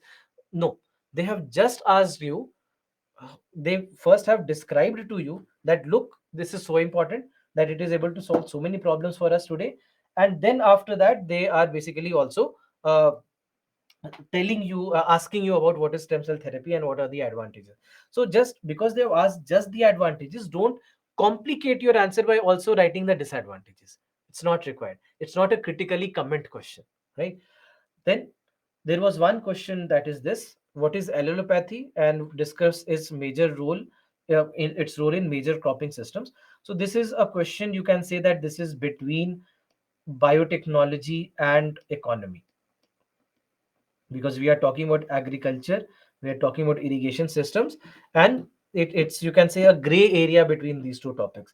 So now in this particular scenario, allelopathy basically is when one plant positively or negatively affects another plant. So for example, let's say there are some plants which draw a lot of water, they draw a lot of nutrients from the soil, then they are very bad for anything else that would grow in that area. At the same time, there are some plants which are nitrogen fixing plants, which increase the amount of nitrates and phosphates in the soil. So then they are good for the others' existence as well. So this is called as allelopathy, when one plant would affect the existence of another plant, whether positive or negative. So that is basically what allelopathy is, and this is something that the government of India was talking about in 2015, and this was more or less, you can say, a current affairs question that they had asked in your paper. Then a couple of questions have come from the perspective of your intellectual property rights. So one in 2019, one in 2015, and 2014, where these two questions are largely related to traditional knowledge digital library, all right, related to this topic. And the third question actually is a very interesting question. How interesting? Just read the question. In a globalized world, intellectual property rights assume significance and are a source of litigation. Broadly distinguish between the terms copyrights, patents, and trade secrets. Now, this first line is just talking about IPRs and maybe the importance of IPRs. That's it. Correct. The second part is actually asking you to differentiate between these three terms. So there is no relation between the first part of the sentence, first part of the question, and the second part of the question. Correct. So that's why just understand this, that if they have spent some time, if they have spent some words on telling you about IPRs, please, you should also do that. That when you start writing this answer, don't directly start with differentiation between these three terms. First, give a basic introduction that IPRs should have become important, why they have become important, the importance that they have in it for India. 20 to 30 words, more, not more than that. That's it. So that you also are matching the tone of the examiner. What they have done, you are also doing. And then start distinguishing. And even when you are writing the differences, there are various ways in which you can write the differences. That either you can make a column: copyrights, patents, and trade secrets, right? You can make a column and you can write your points. This probably will be the best way to write it, all right? But when is it not the best way to write? It's when you probably do not have enough points in one of the cases. So what may happen is that, let's say you have good enough points for copyrights, you have good enough points for patents, but somewhat you feel that you don't have enough to write when it comes to trade secrets. Now, when that's the case, and if you are making columns, it is pretty much visible that you don't have enough points. In such a scenario, just a little trick sometimes can help. Maybe it may not. Many a times it may not, but sometimes it might help. Three subheadings and write about it. Copyrights, write about it. Patents, write about it. Trade secrets, write about it. Instead of making clear cut columns, one after the other, three subheadings and your points. So there are chances that they still miss out on the fact that you don't know everything. Still, I'm not saying that you'll get better marks. I'm just saying that chances are higher that your mistakes might be overlooked. All right. So that's why in these kind of cases, something like this might help. Now, disease. When it comes to the questions based on diseases, we often see that the question based on diseases are more or less asked in the context of current affairs. Look at the last two questions that they have asked, 2022 and 2020. These are two questions directly based on COVID 19. Before that, last time when they asked a question from here was 2014, when this topic that we had discussed, the drug resistance topic that we have discussed, it was a lot in the news in 2010s and 12s. So that's why a question came on that. And then two questions have come on COVID. So I had told you in the class as well, when we were talking about diseases, that disease is a topic that often comes in the context of current affairs. So for example, as I told you, that my prediction for the future is mental health, that now they'll start asking questions on mental health, because until now they have not explored it. And right now it's a hot topic in India, that we, as people of India, also have started realizing the importance of mental health better. We have started understanding what mental health means better. So maybe now there are chances that uh, uh, questions also start coming from here. All right, so if you see the first two questions, the first is a very simple direct question of what we have already discussed. What is the basic principle of vaccine development? How do vaccines work? What approaches were adopted by the Indian vaccine manufacturers for COVID-19 vaccines? So 250 words. What is basic principle? The prevention, right? You prevention using a toxin, using a microorganism, using an antibody, whatever we want to. So basic principle is protection or prevention, right? And then how do they work? We discuss the entire process, that how exactly the entire process works, so that can be described. And the approaches adopted by Indian manufacturers. So we have seen that there are three vaccines in India. We had Covaxin, that was developed in India. Bharat Biotech, you can discuss about this. Then Bharat Biotech, Serum Institute, you can start talking about them as well. So Covishield, and then don't forget about the DNA vaccine, because DNA vaccine is the first DNA vaccine of the world, and that too produced in India. So that's why these are the things that you have to discuss here. Then the next question, 2020, the question was asked, and this was about the management of the pandemic. That how technology was sought or how technology was used in management of the pandemic. So whether it is about the counting of the numbers, whether it is about the detection of the cases, whether it is about how the hospitals have been trying to manage the numbers, whether it is about the communication, how through telephone, how through SMSs or through news articles, etc. How exactly was the government trying to send the information to everyone? How they were trying to make sure that you know about what's happening? Then uh, each and every mode of communication, it's all technology, right? It's all technology. So that's why it's about management of the pandemic. It's not asking a question based on COVID-19. It's about the management of the pandemic and what are the steps that were being taken in tracing the cases or solving the cases or communicating with people at large to make them understand the severity of the situation. So that basically is what we have been asked in this question. And then the third question, something again that we already have discussed in the class, that what exactly happens when you take medicines without prescription? Does it lead to drug resistance? And what are the various mechanisms for monitoring and control? So there are a lot of things that we discussed in the lecture which actually did not exist back in 2014. For example, we discussed about the red line campaign, right? So this red line campaign was actually started in 2016, I think. So that's why you basically can you can basically mention all these points, but these points were not there to be mentioned when the question actually was asked. Then energy. Now, energy wise, what we see is that I had told you about this, that this is one of the emerging topics. The number of questions coming from energy in the past few years has been increasing, right? In the past few years, it has been increasing. And questions again, you will see more or less are asked from what we discussed. There are one or two which are beyond the scope of what we have discussed in the classroom. So if you see the first question, do you think India will meet 50% of its energy needs from renewable energy by 2030? Justify your answer. How will the shift of subsidies from fossil fuels to renewables help achieve the above objective? Explain. Now, these kind of questions, these are not yes and no question. All right. First and foremost, it is definitely not a no question. You cannot write in an answer no. India can't. You really can't write such an answer. Please don't do that.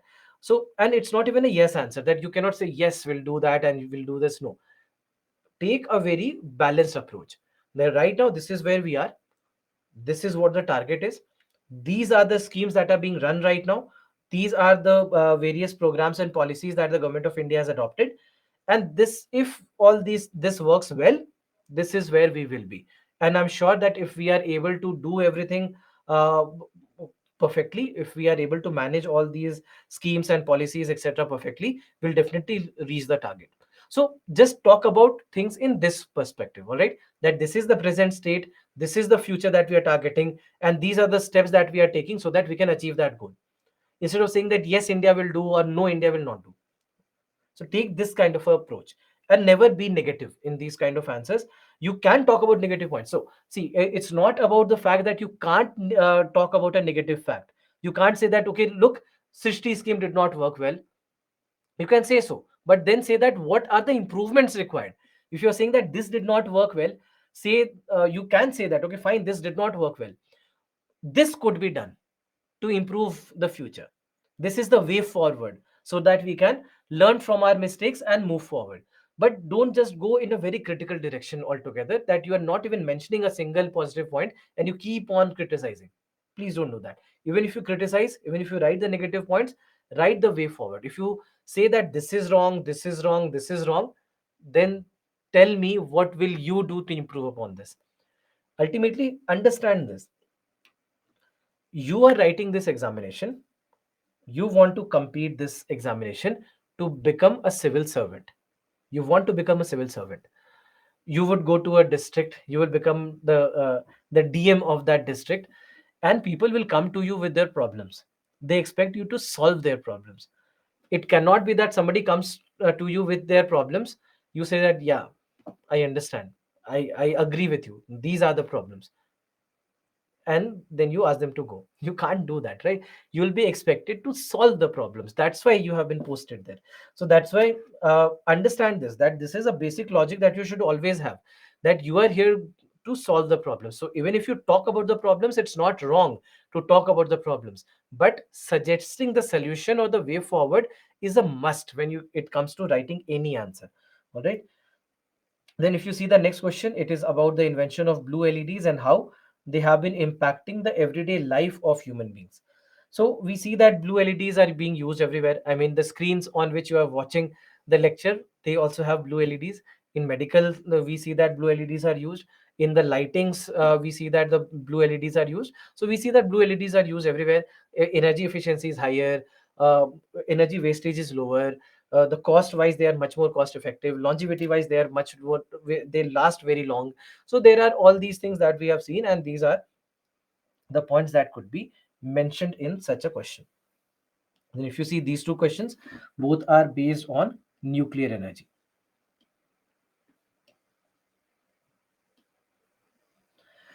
First is, with growing energy needs, should India keep on expanding its nuclear energy program?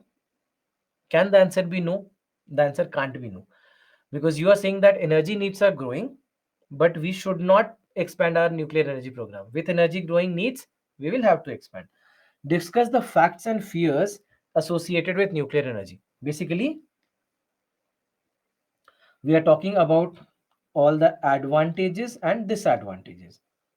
We basically have to talk about the advantages and the dangers or the disadvantages. This is what the question talks about. So you can mention all the advantages, you can mention all the disadvantages. We have discussed so many points of advantages and disadvantages as well, but always these points have to be complemented with the way forward, that this at the end, what do we want? So ultimately it has to be a positive end, a positive conclusion in these kind of questions are required. All right. So if, let's say, for example, if we have safety concerns, then what needs to be done about these safety concerns? How can India ensure that these safety concerns are not something that the people of the country should be worried about?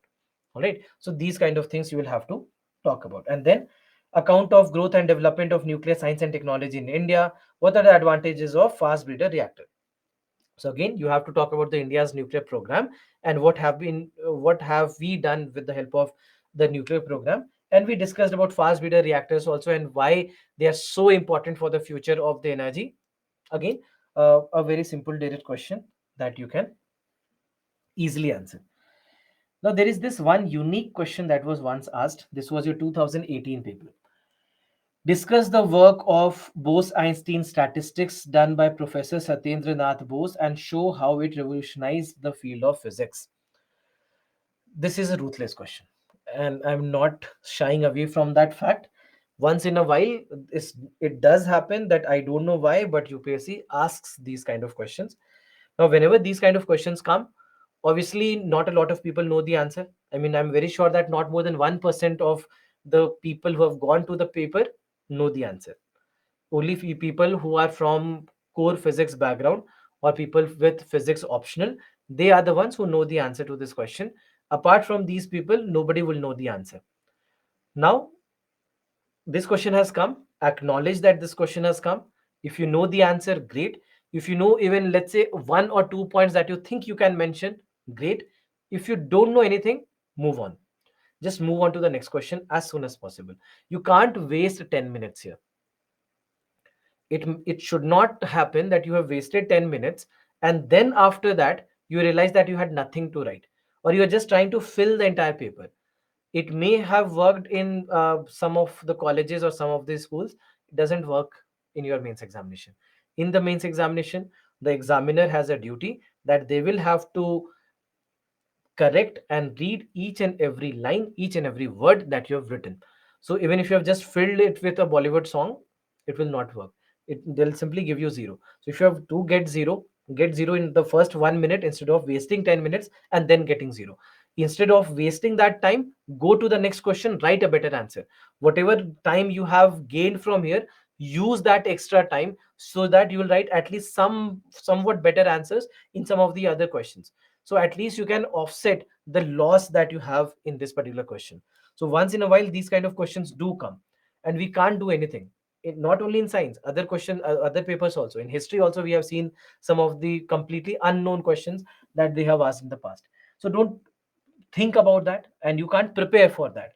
Just because one question has come does not mean that it now becomes a chapter for you and you start reading everything about particle physics. Not required. One question came, fine. Have not been asked before, probably will not be asked again. So that's why, if you know the basics. So for example, let's say when we talk about the Bose-Einstein statistics, it led to a new kind of physics, and it led to a better understanding of the quantum physics as well. It helped us understand the energy levels of the particles also. It also helped us understand that there are two kinds of particles, that we have the force particles and we have the matter particles. We knew about the matter particles. From here we started knowing about the force particles also. Then later we see that the bosons were actually discovered. So all these things happened. They helped in better understanding of discrete physics, that helps us understand the energy levels. You can say that that becomes the basis of the quantum technologies, or even digital communication, or even the internet as it is. It becomes the basis of all these understandings that we have today. If you know this, fine. If you don't know this, move on. All right. I can't say anything else apart from that. Otherwise, I know that these things can become very, very tricky, and you probably do not know what these things even mean. Then lastly, there are a couple of general questions also that they have asked. So for example, if you see, in 2020, they have asked a question which I believe is a very, very difficult question. How is science interwoven deeply with our lives? What are the striking changes in agriculture triggered off by science-based technologies? So this is basically about mechanization of agriculture. So you can think of any way in which science has helped agriculture. So whether it is about better machinery, whether it is about better fertilizers, whether it is about biotechnology, use of even space technology, so nuclear fertilizers, we discussed about so many things, even nanotechnology and how it can help. So there are so many things that can help in agriculture. So present, past, and future, irrigation systems, solar panels, all these things, everything can be mentioned. All right. And then, so this question and the first question, how is science interwoven deeply with our lives? Now, this is a very, very, very difficult question to answer, because both the parts combined, you just have to write 150 words, meaning that you probably can give maybe 60 to 70 words here, and maybe you can give 70 to 80 words here. That's it. So in these many points, how do you cover everything? Because science interwoven deeply with our lives could even have been an essay topic for 1200 words, and you will still be able to write an answer. There's so many things to write. Everywhere, everything around you is science. But when it says deeply interwoven with our lives, the meaning of the term basically is that we are talking about the basics of our life. All right. Don't start talking about the advanced technologies here. We don't have to mention artificial intelligence, quantum technologies, nanotechnology. No, this is about the basics of your life. What is the basic of your life? Your food requirements, your health requirements, your energy requirements, your transportation requirements. These are the basics of your life, correct? So that's why you have to mention about those points, that how betterment of healthcare has happened, better health facilities, better medicines, effective medicines, vaccines, basics of your life, energy, LPG gas cylinder, electricity, right? So basics of your life. So food, how do you get your food? What role science has played in your food? What role science has played in your clothing? These are the basics of your life. This is how science is interwoven deeply with our lives, that we, without even realizing, that everything has science behind it in one way or the other. I mean, my specs, for example, some of the things that are completely taken for granted.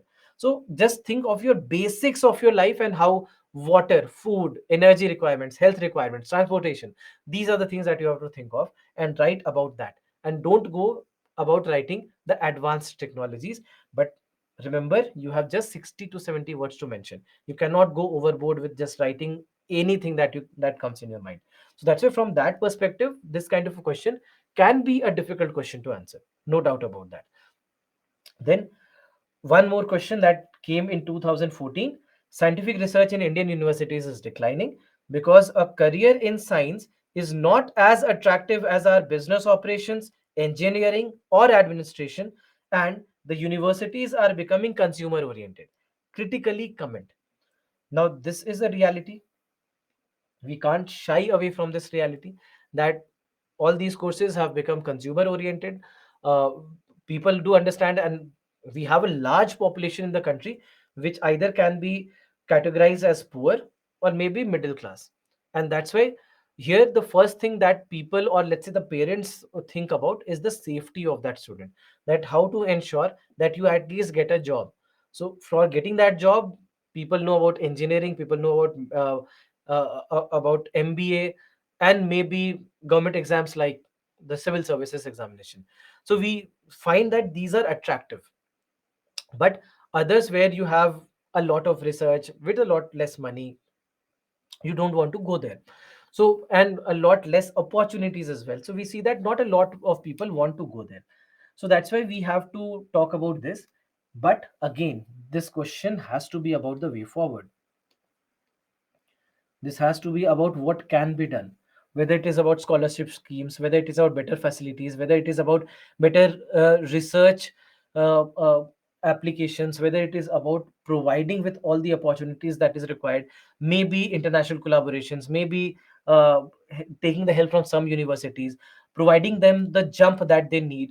So the university grants, there are so many things that can help in attracting people towards these kind of research oriented fields. So that's why you have to actually mention all these things, and that's why this question is more about the way forward of this rather than anything else. All right. So these are the questions that have been asked in the past in your mains examination. So the questions, as you can see, that the questions are not very difficult. Questions are fairly simple. I would also want you to take this as an assignment. Please write your own answers. See, when it comes to answer writing, more than the strategy for answer writing, or what I will tell you what to write, what to avoid, and what to do and what not to do, unless you start working on your own, unless you start writing answers on your own, it doesn't help. Doesn't really help if you can't really write your answers, if you can't really practice. It becomes very essential part of your preparation. Unfortunately, we see that there are a lot of students who don't realize it, and even if they do it very late. There's a There's a cliched saying that when we say learn from your mistakes, don't learn from your mistakes. Learn from mistakes that have been committed by somebody else. There are so many people in this field who are prepared for this examination and have failed due to one reason or the other. They could have been wonderful students, they could have been great students, but they could not succeed because of some mistake that they might have committed. So learn from that. One of the mistakes that we keep seeing year after year that the students commit is that they don't practice. They come to the classroom, they take all the notes possible, they listen to all the notes, all the classes possible. They sometimes come for the same class twice or thrice. But in all these cases, I'm just telling you, I'm just being blunt here. In all these cases, you have not done anything. I have. We have. I prepared this PPT. I am delivering the lecture. I am trying to explain you everything. I am trying to give you the strategy. Your preparation starts when you go back home. Whatever I am doing, whatever we are doing at Byju's, it is not more than 50% of your preparation. The rest 50% is in your hands. Whether you go back and revise, whether you make sure that your syllabus is getting completed, whether you practice answer writing, whether you are doing all this or not, is really what will matter at the end of the day.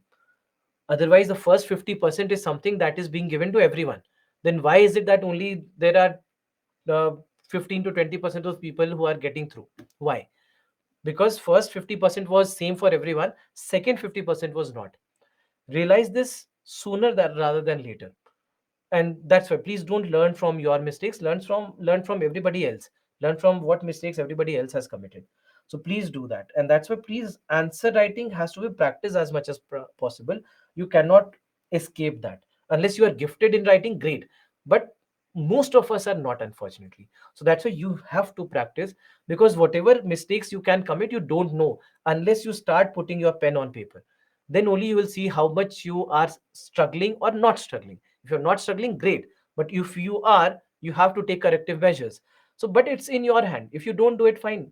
I mean, you can't help yourself, and then you will learn from your mistakes, and again you will come back and keep on preparing. Please don't do that. Anyway, coming to 2023 prelims paper, uh, that okay, if you have any questions from whatever we have discussed, we can quickly go through the questions if you want. PPT are enough for the mains answer writing.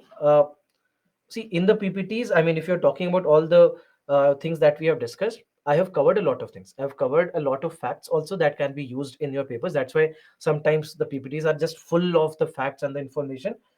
But you'll have to add current affairs to it, because your examination is still almost 1 year away. So there will be a lot of current affairs that will come in your way in the next 9 to 10 months. That needs to be added to your notes. That's it. Otherwise, we have covered whatever we need to. Can we mention about the PM's speech in the awareness of pandemic? Absolutely, absolutely. Why not? We can. So that's why I'm saying that any mode of communication that was used by the government in the management of pandemic, in making us understand what the pandemic was, we definitely can use it.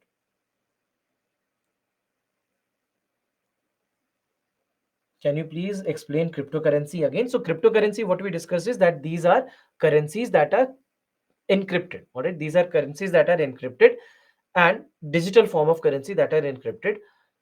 Any form it can be encrypted with any kind of mechanism, but the most popular mechanism is the use of blockchain. That with the help of blockchain, the cryptocurrencies that we are preparing, these are becoming the most popular, because these are said to be the safest of all the cryptocurrencies that exist right now. Right. So let me just have a quick discussion with regards to the prelims 2023 paper, and what kind of questions have come from what areas have they picked up the question. Look at this first question.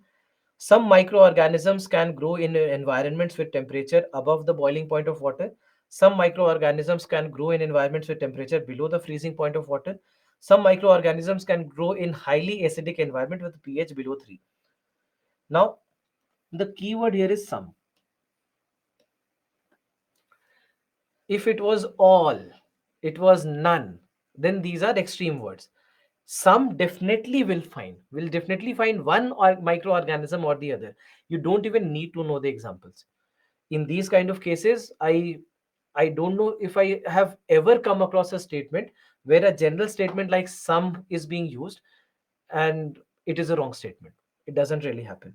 So can microorganisms grow in environment with temperature above boiling point? Yes, they can.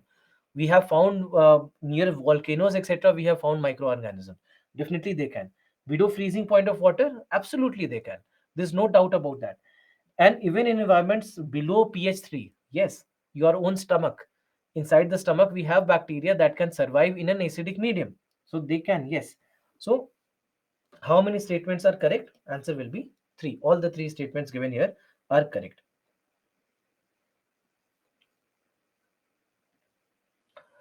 Consider the following heavy industries: fertilizer plants, oil refineries, steel plants.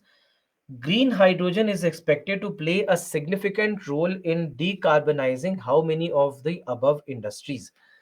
Now, this basically is a question that has directly been taken from the policy document of the National Green Hydrogen Mission.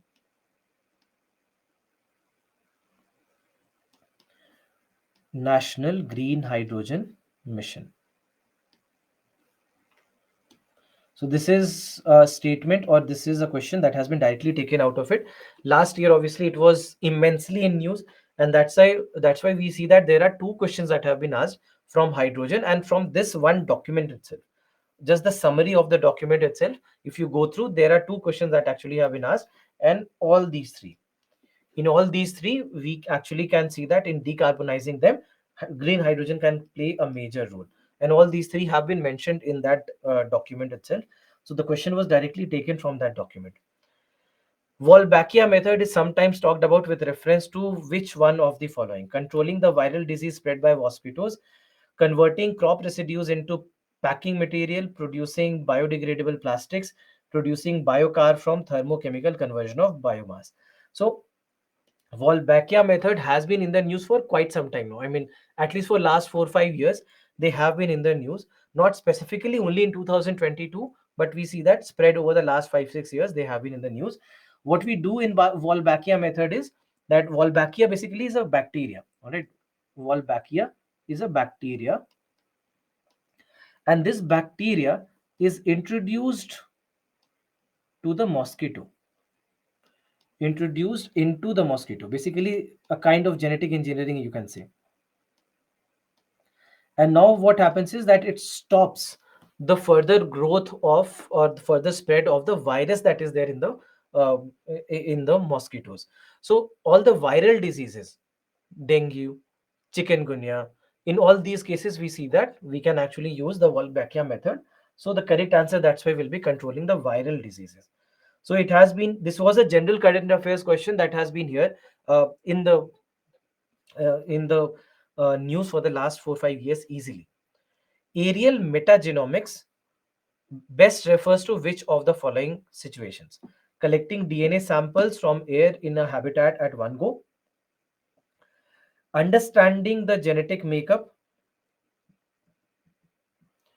of an avian species of a habitat, using airborne devices to collect blood samples from moving animals, sending drones to inaccessible areas to collect plant and animal samples from land surface and water bodies. Now, this question I would say was a difficult question. All right. This question I would say was a difficult question where we, uh, when it comes to metagenomics, all right. So, when it comes to metagenomics, understand where this term metagenomics comes from. Metagenomics is when you are trying to identify or take something from the environment. All right. So, you can say in a manner, when we are analyzing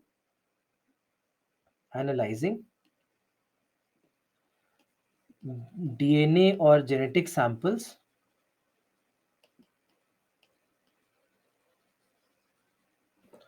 collected from the environment.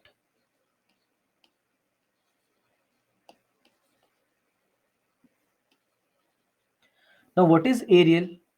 Aerial is something related to air. So, collecting DNA samples from air in a habitat and one go looks to be the most important, most correct. So avian species of a habitat, airborne devices to collect blood samples of moving animals, drones to inaccessible areas, they are not really related to this. Metagenomics is also always when you are trying to collect the samples from any given environment. All right, that is called as metagenomics. So I would say it was not an easy question because not many would know what exactly this is. And then there is microsatellite DNA. So microsatellite DNA is used in the case of which of the following? Study the evolutionary relationships among species of fauna, simulating stem cells to transform into diverse functional tissues, promoting clonal propagation in horticulture plant, accessing the efficacy of drug by conducting series of drug trials in the population. Now again, satellite DNA. Satellite DNA, and this is basically precisely why these two questions. All right, why these two questions? Because we are actually okay. So Gulam, you have asked about part C. No, we did not start with part C. We still are continuing with part B itself. We That's what I had announced you, that we are still continuing with part B. There is no part C today because we almost are done with our session. Right. So in this case, uh, effectively, these two questions that have been asked, it actually comes from the Nobel Prize that was given in biology, or Nobel Prize of Medical Science actually was given in when they analyzed the metagenomics. All right. So from this, I mean, even this was a Nobel Prize question. This, I would say that this was a Nobel Prize question, and that's why while discussing the Nobel Prize as a current affairs topic just before the prelims, I discussed about what satellite DNA is. So microsatellite DNA is this, that when we basically are studying the relationships, and these are satellite DNA are the ones which get on that are always repeated, that we see that there are a lot of parts in a given DNA sample which are repeated parts. So these repeated parts basically are where we study the satellite DNA from. So that's why the repeated parts give us an idea about the evolutionary relationships between the various fauna. And that's why this question actually is, the answer is A.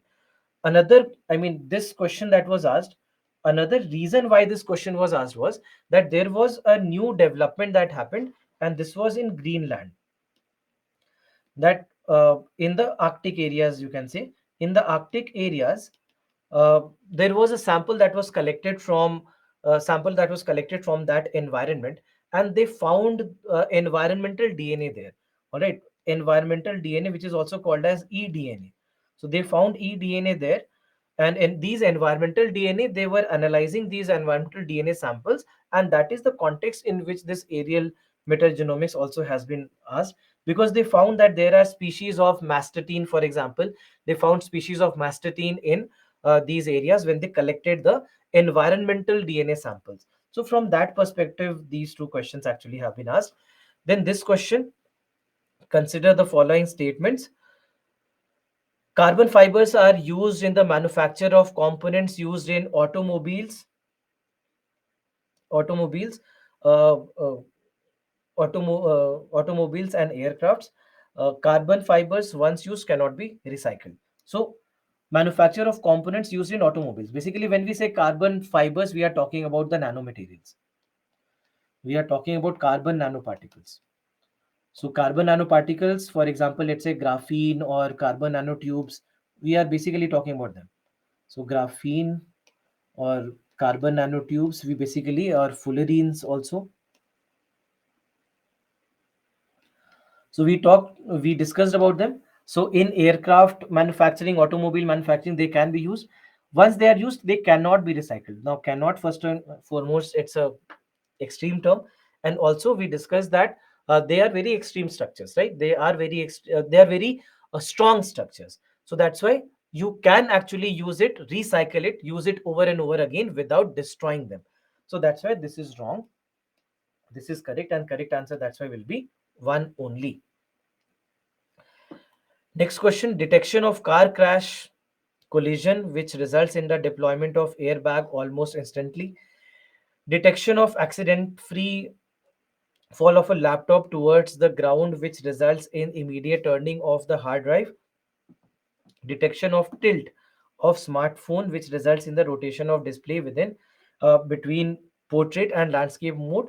Which of the following are the functions of accelerometers? Now, in case of accelerometers, so uh, accelerometer, you can say it is like a sensor. All right, it is a sensor device, and this basically measures the acceleration or the changes in the velocity due to various different factors. All right, so in any specific direction, so change in change in velocity velocity in a certain direction, certain direction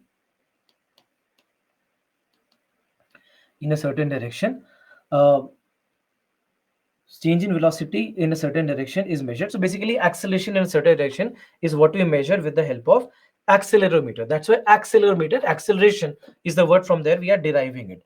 All right. So from this perspective, what we see is that actually all of these can be done, and there are various electronic devices where all these things are done. So many of the mobile phones also, they also advertise it. For example, I think Apple in its advertisement also uses the term accelerometer.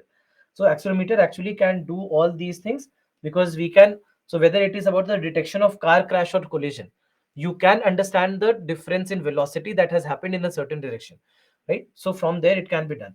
Similarly, free fall of a laptop towards the ground, there also there is a direction in which there is an acceleration, and we can actually do that. And even the rotation of the display between portrait and the landscape modes, even in that case actually accelerometer is useful. All three. Very difficult question. I mean, I would not say that you should know this and you should have known this. It's a difficult question altogether.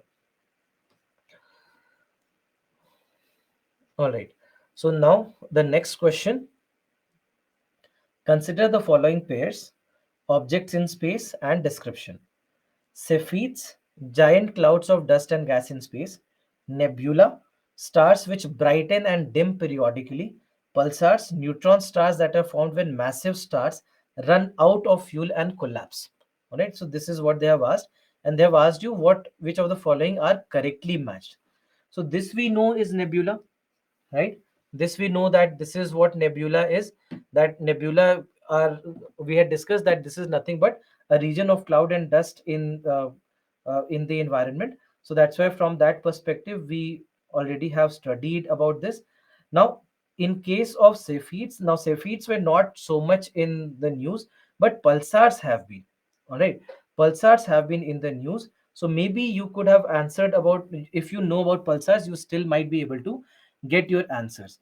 So pulsars, what we find is that pulsars are actually available uh, uh, at the center of most of the galaxies. All right, center of most of the galaxies. So what we see is that overall center of the galaxy would have this kind of a system where you have uh, wherever the massive black holes etc are present, there pulses of energy that perhaps will come from there.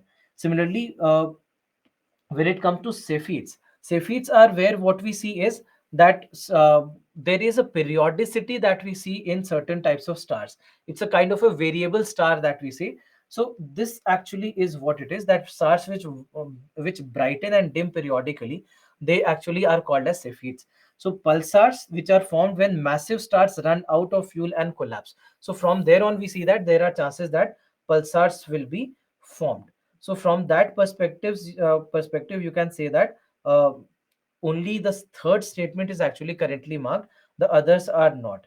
So these are rotating neutron stars. All right, pulsars are basically rotating neutron stars, where we see that electromagnetic radiations or pulses will be emitted out of these.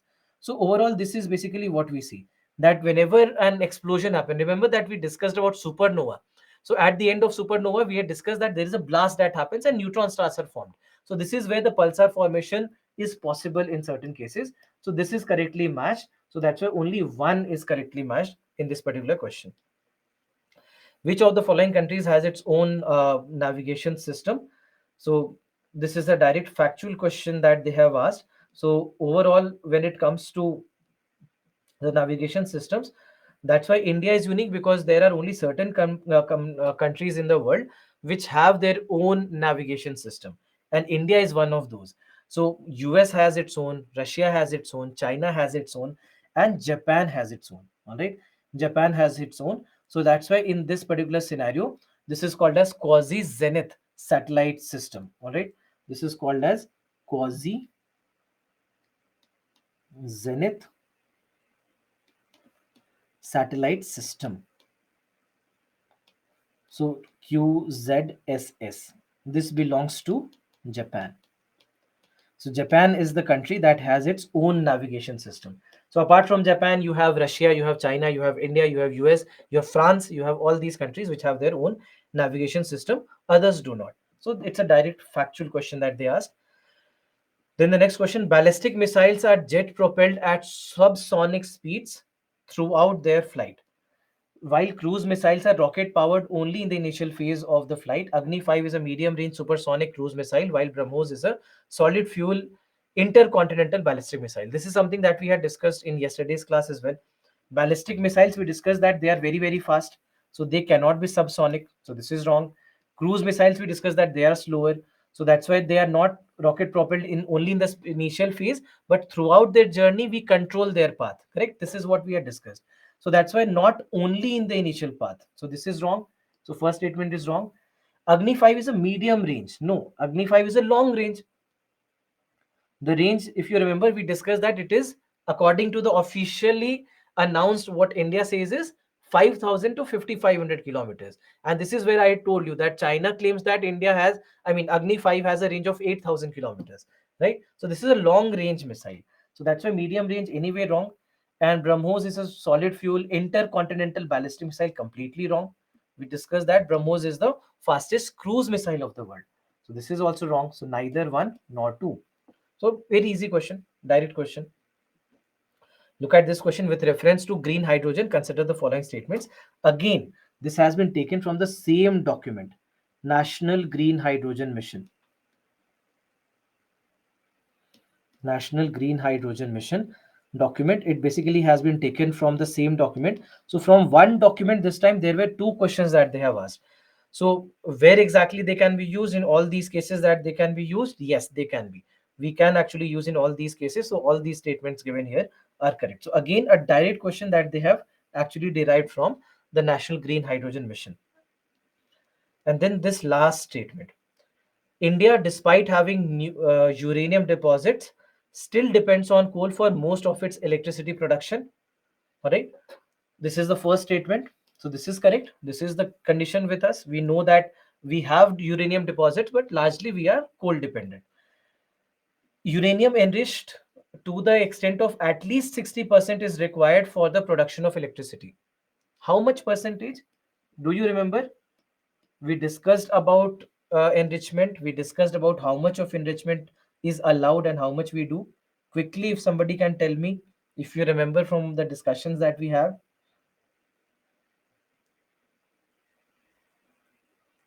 Yes, 3 to 5%, 2 to 3, 3 to 5, maximum 3 to 5%. So 60% and beyond, we are making atom bomb, correct? Not electricity production. So this is a wrong statement. Which of the following is correct with respect to the above statements? Both statement 1 and 2 are correct. No, both are not correct. So A is wrong. Both statement 1 and 2 are correct. Again, saying the same thing. No, both are not correct. Statement 1 is correct, 2 is incorrect. Fine. Statement 1 is incorrect, 2 is not, 2 is correct. Wrong. So correct answer will be C. Right. So these are the questions that they asked this time in 2023. As you can see, it's a mix of some static areas of what we had discussed and some areas which are related to current affairs. And this is what we see every year. Now remember that what I discussed in the very first time when I was discussing the strategy for the examination with you. And I told you that there is no question that they ask which does not have a big relevance. All right. There is no question that they ask where there is no relevance of something big with regards to the news. And that's why these kind of areas will always come in the paper. So there is nothing that is coming from a hidden area, even if it is difficult. I agree that some of these questions are difficult to answer, but I'm not saying that these are questions which are coming from hidden areas. These are questions which are coming from areas which uh, are being covered everywhere. For example, all these 12, 13 questions that we saw, some of these questions have directly been covered in the classroom. Some of these questions have been covered in the current affairs sessions that I had taken just before the prelims examination. So hardly there is one or two questions which is a miss that I could not cover. But even those questions, the answers to them lie in the DNA or the CNA analysis that we do for you, the monthly magazines that we send for you. So that's why there is nothing that was outside the scope of what we could ask. Apart from one question, maybe accelerometer is only one question where I would agree that we wouldn't have covered it anywhere. That was one question where I would say it was a difficult question. Otherwise, the questions are not that difficult to answer. Anyway, this brings us to the end of our journey with science and technology. I hope I helped you. I hope this helps you in cracking this examination. Please remember, next few months until your prelims examination and the mains, you have to keep following the current affairs as well. Keep adding current affairs to the static notes that you have from here. If you have any doubts, if you want to ask any question, this is what my email ID is. You can contact me at rashesh.kumar@byju's.com. Right, if you have any questions, you can always write to me. Please also write answers. Please start writing answers, not only for science and technology, but this is my request to all of you for each and every subject. Please make it a habit. Even if you write just one answer a week, even that will help. But you have to start putting that paper on your pen, so putting your pen on your paper, so that you start practicing as much as possible. I'm telling you, it really really helps. Not only it helps you in writing better answers for your mains examination, but it also helps you revise much better if you are trying to take this approach of starting writing answers in all these areas. So please do that. Please do all this. Any question if you have, please let me know. Otherwise, this is the end of this session here. Can I read the book or PPT? I would say the notes here plus the additional reading material that we give you plus current affairs. I don't think any book is required. Even if it comes to the book that we have given, even if you don't read that book, it's fine. How to write after seeing the question? I can't. I understand that. I completely understand what you're saying. But I'm just telling you, even if you have to search your notes, if you have to search the book, if you have to search the internet, do that. No issues in that. Read the articles related to that question. No problem in that. But when you write, all right, after gathering all the information, when you start writing, then you should not be copying that information from somewhere. Ensure that you take your time. I mean, you take 20 minutes in just about reading that particular question. No problem, do that. But at the end, when you are writing, then you should not be looking at something else. Then it should be your pen and your paper and your thoughts. So please just make it a habit. I'm really telling you, it will really help you a lot. And and why uh, I become so adamant at the end of each and every lecture, because I've seen year after year what happens and who are the people who are doing well and who are the people who are not doing well. So that's why please make it a habit, and just one answer a week. I'm not even saying five answers a day, just one answer a week, and you'll see the difference. All right. So this is it. What can I remember? Mini missiles or rockets. As I told you, that no need to go through every missile and every detail of rockets, etc. Just the things that are being covered in the DRDO newsletter. That's it. That's more than enough. For current affairs, if we rely on webinars weekly and magazine, is it sufficient? I would say yes. If you can complete the webinars and the monthly magazines, they will cover most of the things that are required for your examination. So nothing to worry about. Right. All right, so let's end our session here. Thank you very much for being here. Okay, one more question. Sorry. If I have to appear in 2025, I still should write one answer per week? Absolutely, yes. Absolutely, yes. Please do that. For the people for 2024, it will intensify in some months. For you, it will intensify later. But I'm telling you, even as a revision practice, it's a wonderful thing to do if you start writing an answer a week, even one answer a week.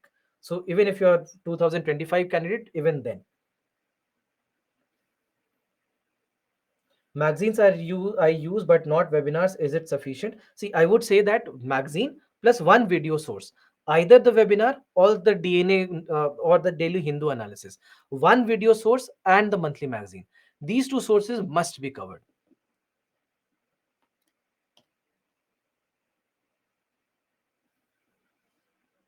I haven't done current affairs yet of any month, how to cover. 2024 is the target. It's still not late. Start from the month of May, June, July. You are right now in July. So it's not late. So it's not that you can't do it yet.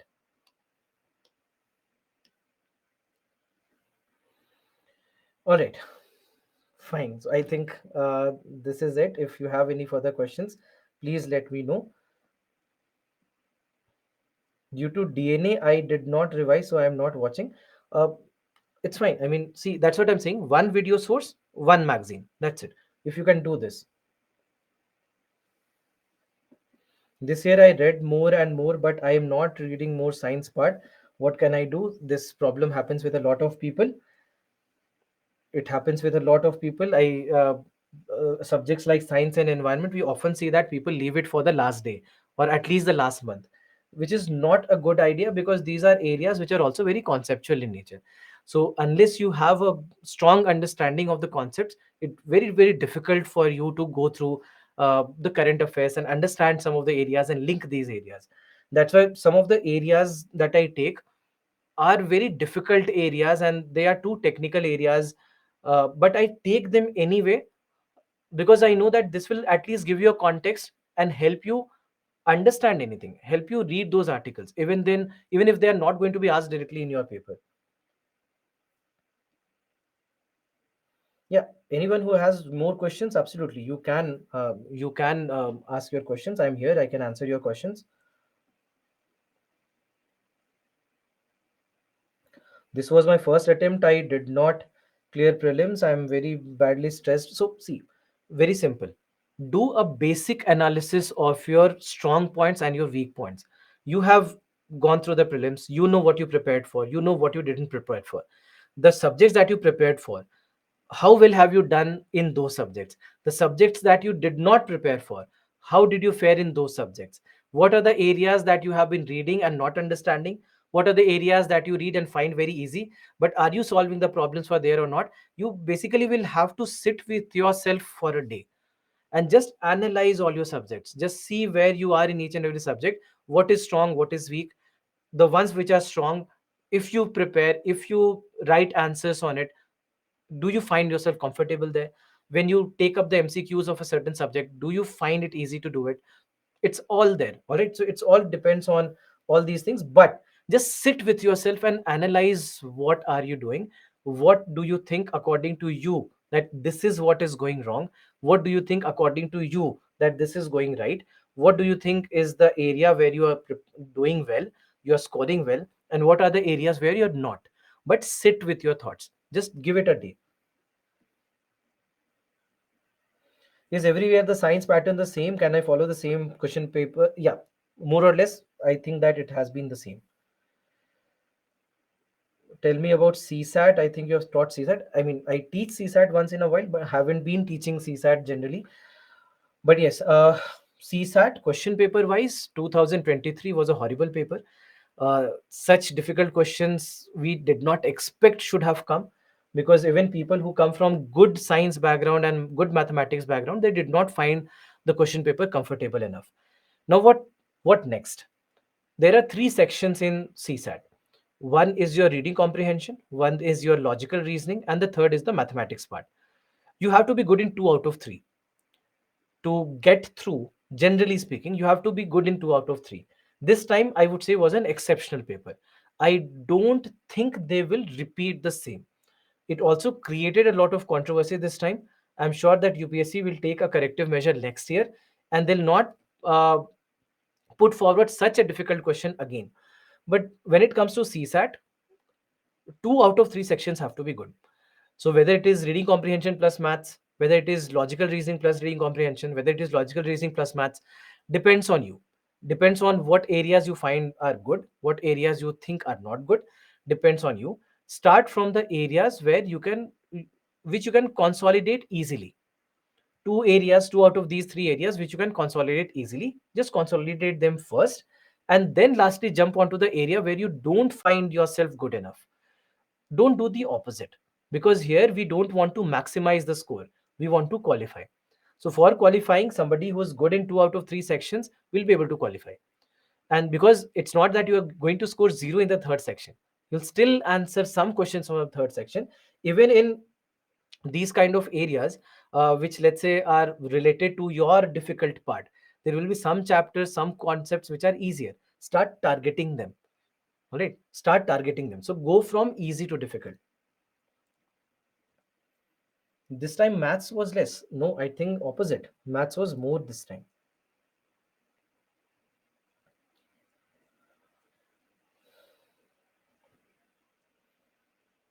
All right. So I see no further question.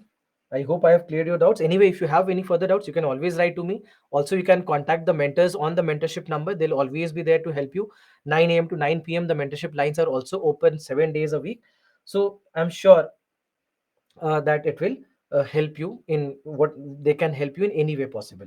So if you have any further questions, please let me know. You can also write to me and I'll try to solve your doubts as much as possible. So this is the end of our sessions together. Thank you very much for being here. Thank you very much for being patient and sitting throughout the weekend lectures. Please go back, revise. If you find any difficulties, please reach out to us. All the very best for your examination. Thank you very much. Goodbye.